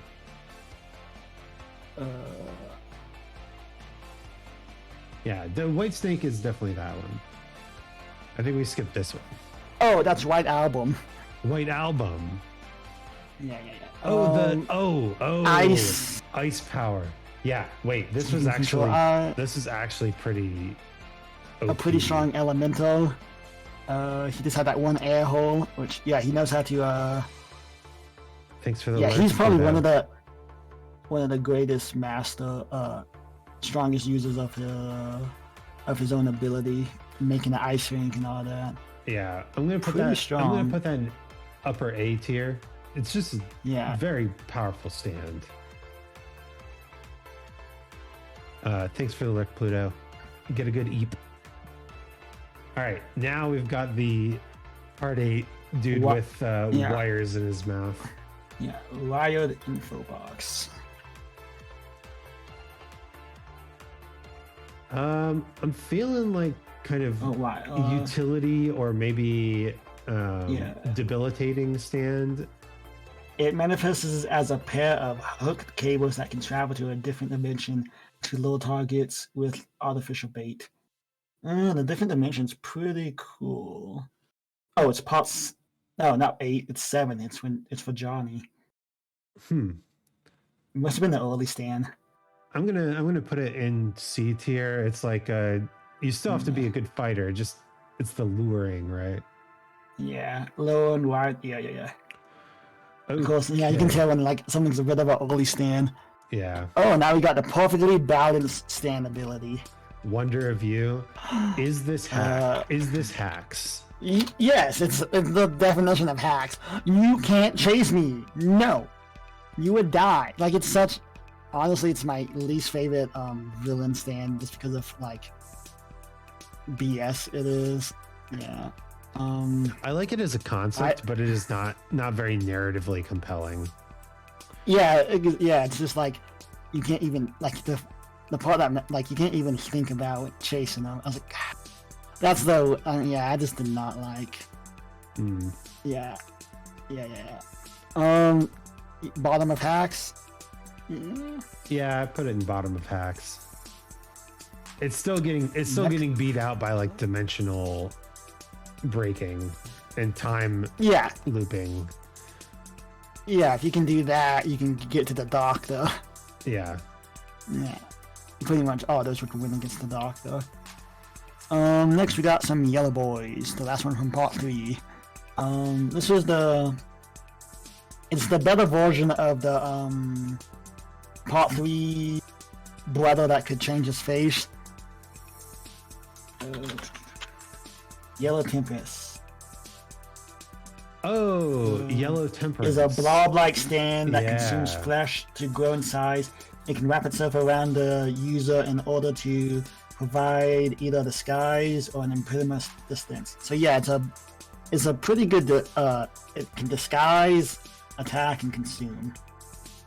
I would call this a solid B. Solid B. Yeah, that's what I was thinking. Assassination style, kind of. All right, and then the last one. Last but not least, that kind of is because it's Yo-Yo Ma. Yo-Yo Ma is an autonomic sentient stand that, once ordered by the user, uses saliva to dissolve parts of the target. However, if more than one person is absorbing it, the stand acts like a lower servant and follows every command. So its duty was protect the green baby, so it makes it sure it has it's autonomous and it can like act on its own. Yo-Yo Ma is an automatic stand calculated by its high range, autonomy, and other limits, allowing DNG to in weight form. So I feel like it's C because it's strong, but it's not like offensive. Yeah. It's there for a specific purpose. Yeah, and it's the other thing it has going for it's smart and knows how to talk to people and keep them down. But yeah, oh my god. I'm seeing the GIF it's using to show its acid saliva. Yo-Yo Ma saliva dissolving onto his cheek, and he just lovely. Yeah. And its duty was it to protect the baby or protect the bone? Containing the still form and okay, it was pretty much the green baby's room. Oh geez, why wasn't I doing this earlier? Yeah. Oh wow. That looks nice. So much better. Okay. We get that next time when we do best anime shoulders. Perfect. All right. Well, I'm sure everybody will agree with us on every part of it and not disagree at all. We will become the definitive authority on JoJo JoJo shit. And then we're gonna have to come back when part 9 has more. No, I'm pretty sure that cat one's gonna be S class. the cat is the top tier. I wonder who it is. Do you think it's gonna be a new person or somebody? It's probably gonna be a new person, or maybe it's just a cat that belongs to somebody. I think it's probably just a cat. Yeah, just a cat that happens to be in the same area at the same time. Do you think? But the cat's gonna like we're turn around and we're gonna see it's got like green lipstick or something, and they're like, oh, it's Jolene. It's Jolene in this. I just thought, if it's using strings that can't be really seen, what if that cat's a puppet and it was using this looking like a cat to sneak around? Could be. But yeah, I wonder. Like, I was just thinking how it's just like part 5. I wonder if it's gonna have probably a rival gang in the same organization. So maybe they're trying to get the diamond to give to the boss force or something. I don't know. It's very interesting. I'm super happy we got the same. That would be cool. I'm loving the heist angle, and I have no idea where it's gonna go. Yeah, me either. These kids are a hot mess, and it's very entertaining to read. Yeah, JoJo still like he's great, and his brother. I think there was like I do like how they show the limitations of his stand with the lock. Like, oh, it's heavy. It's taking my little guy some time. Like, so you can't do everything super fast. Oh, the cool thing about the JoJo wiki, it has a JoJo at the bottom, like it with all the JoJos now. Nice. Yeah. The collection / lock video stand. It's interesting. It's one of those like part 8 style stands that's just very narrow and complex, and we'll see if it gets used ever again. Oh yeah, how what's his name? I cannot remember at all. The author, the manga artist, he's only been in 2 chapters, so he's not that memorable. But how he something with the rocks, like, oh wow, I did not see that one coming.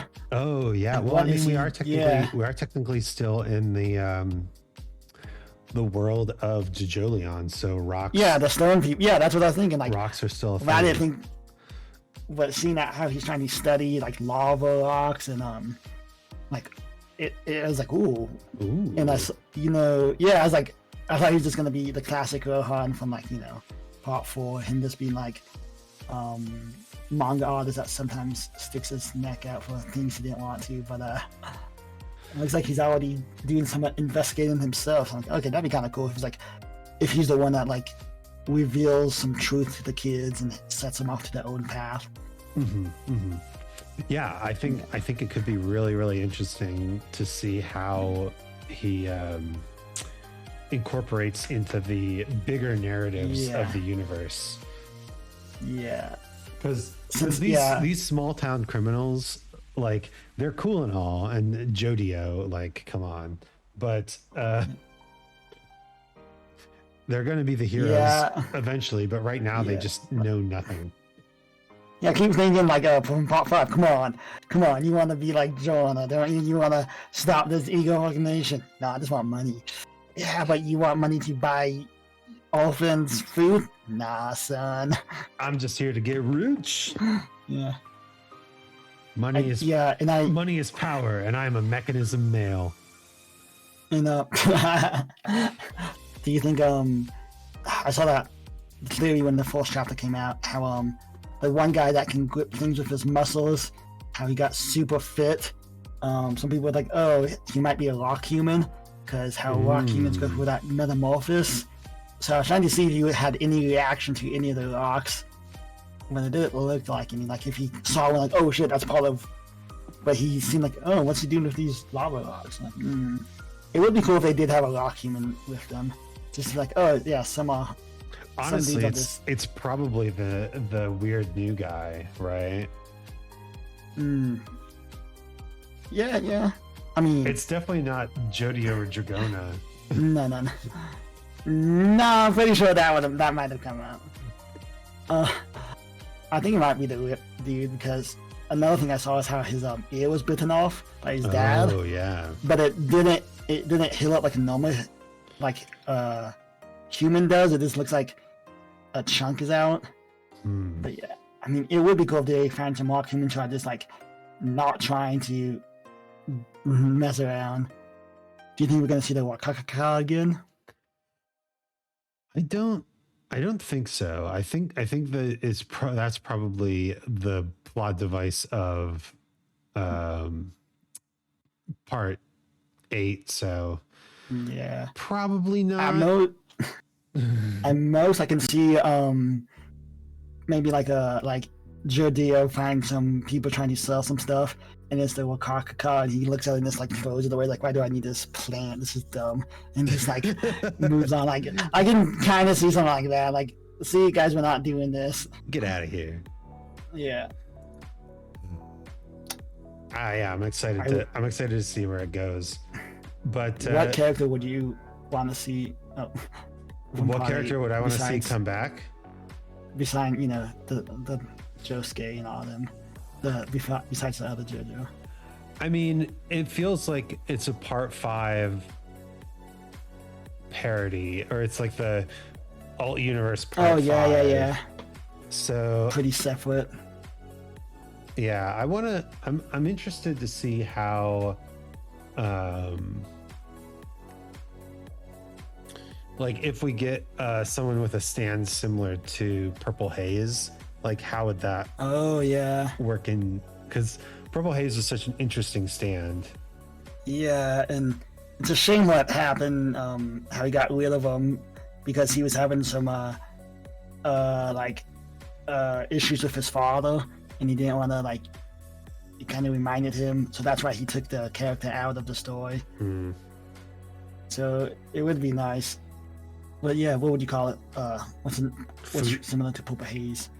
Pink Mist. Pink Mist. Song. It'll probably be like some Prince song, right? Like, oh yeah. I hope we get some more like R&B and rap references, because we only had, if I remember correctly, Notorious B.I.G. and Doggy Style. Dude, the most hilarious thing to me is that when they revealed that Jodio's stand was called November Rain, the video November Rain became like the oldest music video to break like 2 billion views on YouTube or something like that. Hilarious. Did you see when they shown, like, the little pictures of the next JoJo? People were already looking at his clothes, and so many people already said, I think it's gonna be November. And like this from the clothes of the little NOV or something on his shirt. Jesus. People already guessed. I was like, wow. I watched like after the chapter came out, I was watching people talk about it, and I watched this guy's video that came out like a week or two before the chapter came out, talking about what he's thinking, and then he talked about this jacket, so I think it's gonna be November.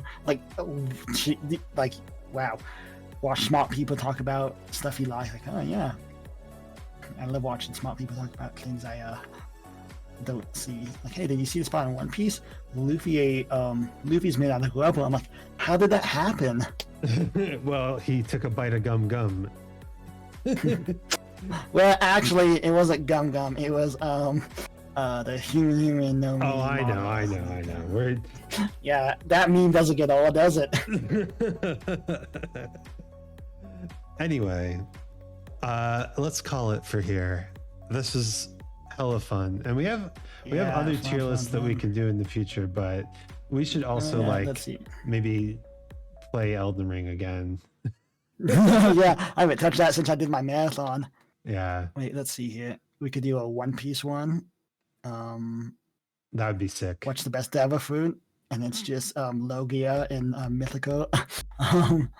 Yeah. Who's the best waifu? S-tier, and it's S-tier, just S-tier, S-tier. Yeah. You need a lead Hunter, so you can do that.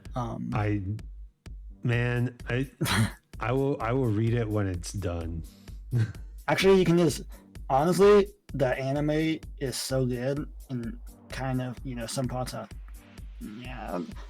it's one of those animes like you can watch the anime instead. There's only pretty much 2 scenes they changed, and it's nothing big. Just like okay.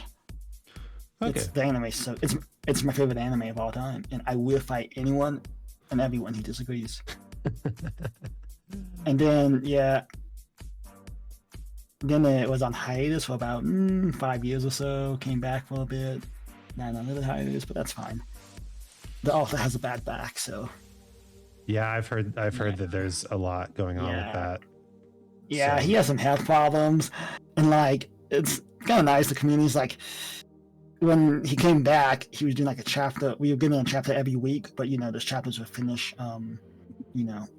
like way long ago. So he wasn't doing it back to back. So when we were getting that chapter every week, we're like this, because that hasn't happened in over a decade.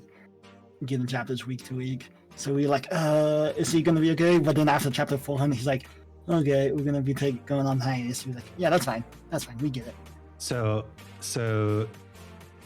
I have a strong feeling about this because of what happened with Berserk and Kento Miria. Oh yeah. And like, mad respect to Kento Miria, amazing artist, 100%. But I think that the manga culture puts so much emphasis on the individual artist, author creating the manga that you get situations like that where it's like, as long as he was alive, he had to be the one working on it, and it wasn't authentic unless he worked on it, right?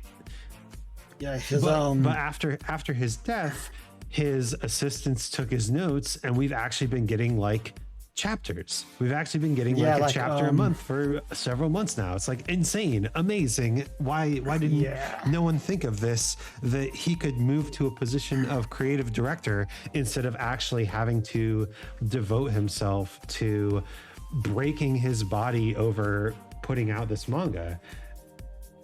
And I think it's just an overemphasis on the individual creator being this kind of like deity, demigods kind of figure, right? You can't put people on a pedestal like that, because they will break.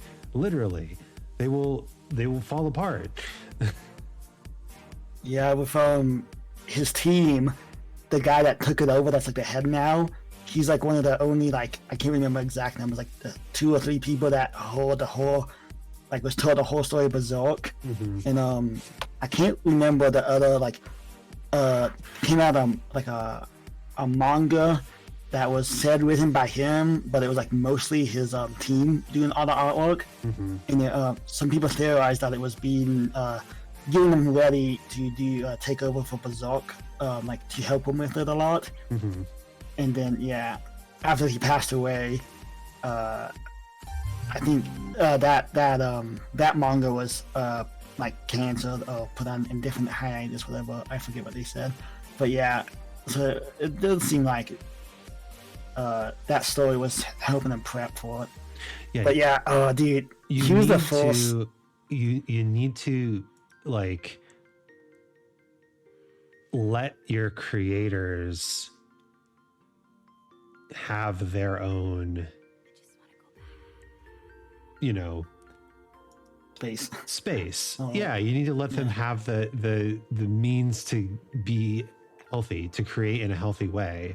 And like, can you imagine if the Hunter guy didn't actually have to write or draw the manga himself, and he could just direct someone, like dictate the script, describe the panels, and then approve them, right? They've said that was word of him thinking about it, but has it seemed like, of course, he has his assistants and whatnot, but no one to like take a brunt of it. But how those manga artists, they have to do it all. I think especially in Japan, it's this idea that if you are the master, then you have some sort of mystical innate quality that no one else can replicate. And if you are not the master, then and you try to create on behalf of the master, then you are just like a fraud, and you're going to be targeted by fans who say it's not as good as it used to be, and you are the cause of that, right? Yeah. Like just get to the point where you can accept that the person who you love, the person who you want to create this work, can't. And it's better to have them help finish the story than never finish the story. Hello, friendo. Yeah, I saw like, are you winning? Hi, KK. like with Berserk, I can't remember it, but like when the new chapters came out, I haven't read past when we see what the Moonlight Child really is. I don't know. I feel like you got to be in the mood to get to read in Berserk, but you really do. I saw somebody make a comment like on the All Stars Berserk saying like, "Oh, doesn't her face look weird?" It's like, what? No, what? Like it's so like nitpicky, just trying to find flaws. Like, are you kidding me? They look fine. Yeah, like how it's like that. People hold these creators to such a ridiculously high standard. It's like, do you want chapters? You want to read this story? You don't have to. If you don't want to read the story, you can pretend it's not happening. Just go do something else. Considering we get JoJo once a month, and seeing how like all that detail, it's crazy to think Still By Run was weekly for the first 10 chapters or so.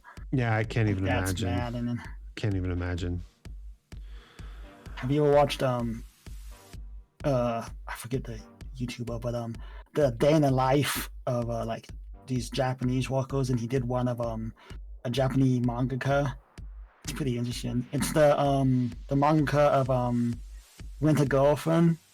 Oh, yeah. Yeah. I'm not a big fan of that one. It's pretty. Oh no, it's bad. But seeing how the worker does it, pretty interesting. But yeah, with Hunter x Hunter, he showed like he made a drawing of how he has to draw now, and it's like laying on the floor with his back against a wall with a pillow in between, and like a pillow like on his chest with his tablet. And it's like, God, it sucks. And there's a few chapters of the manga where it looks like the rough draft, like scratches on the rough draft and whatnot, like where he thought like, I just have to get something out. It's like, oh dude. But then later he did come back during the volumes and like did a proper of those panels or whatever. Yeah, it's like, take care of yourself. That's like, what I want. I want our artists to create in ways that are. Yeah, I don't want to feel bad knowing like, oh, you had to be in pain when you made this for me. Like when he finished Yu Yu Hakusho, he left a note at like the end of the last chapter saying like, this was this hell for me on the last like I forget, but like how Yu Yu Hakusho ended, it kind of seemed rushed, and he was just like, this was just hell. Like, oh fuck. But yeah, like how he just takes. If you look up Hunter x Hunter hiatus shot. Oh yeah, I think I know exactly what you're talking about. I've seen it. Yeah. Because Hunter x Hunter's glorious story. It's so good. It would have been up there with like, the big three. Like actually, where the anime was, if the anime came out with the other big three, it would have been there. But yeah, it's so hard to tell people like. Luckily, the anime, the 2011 anime is. Yeah, but, I've heard it's really good. All right, there's not much left. We got to wrap this up. Oh, it's 1:20. Yep. Dude, I got up at 9 o'clock this morning for my plans.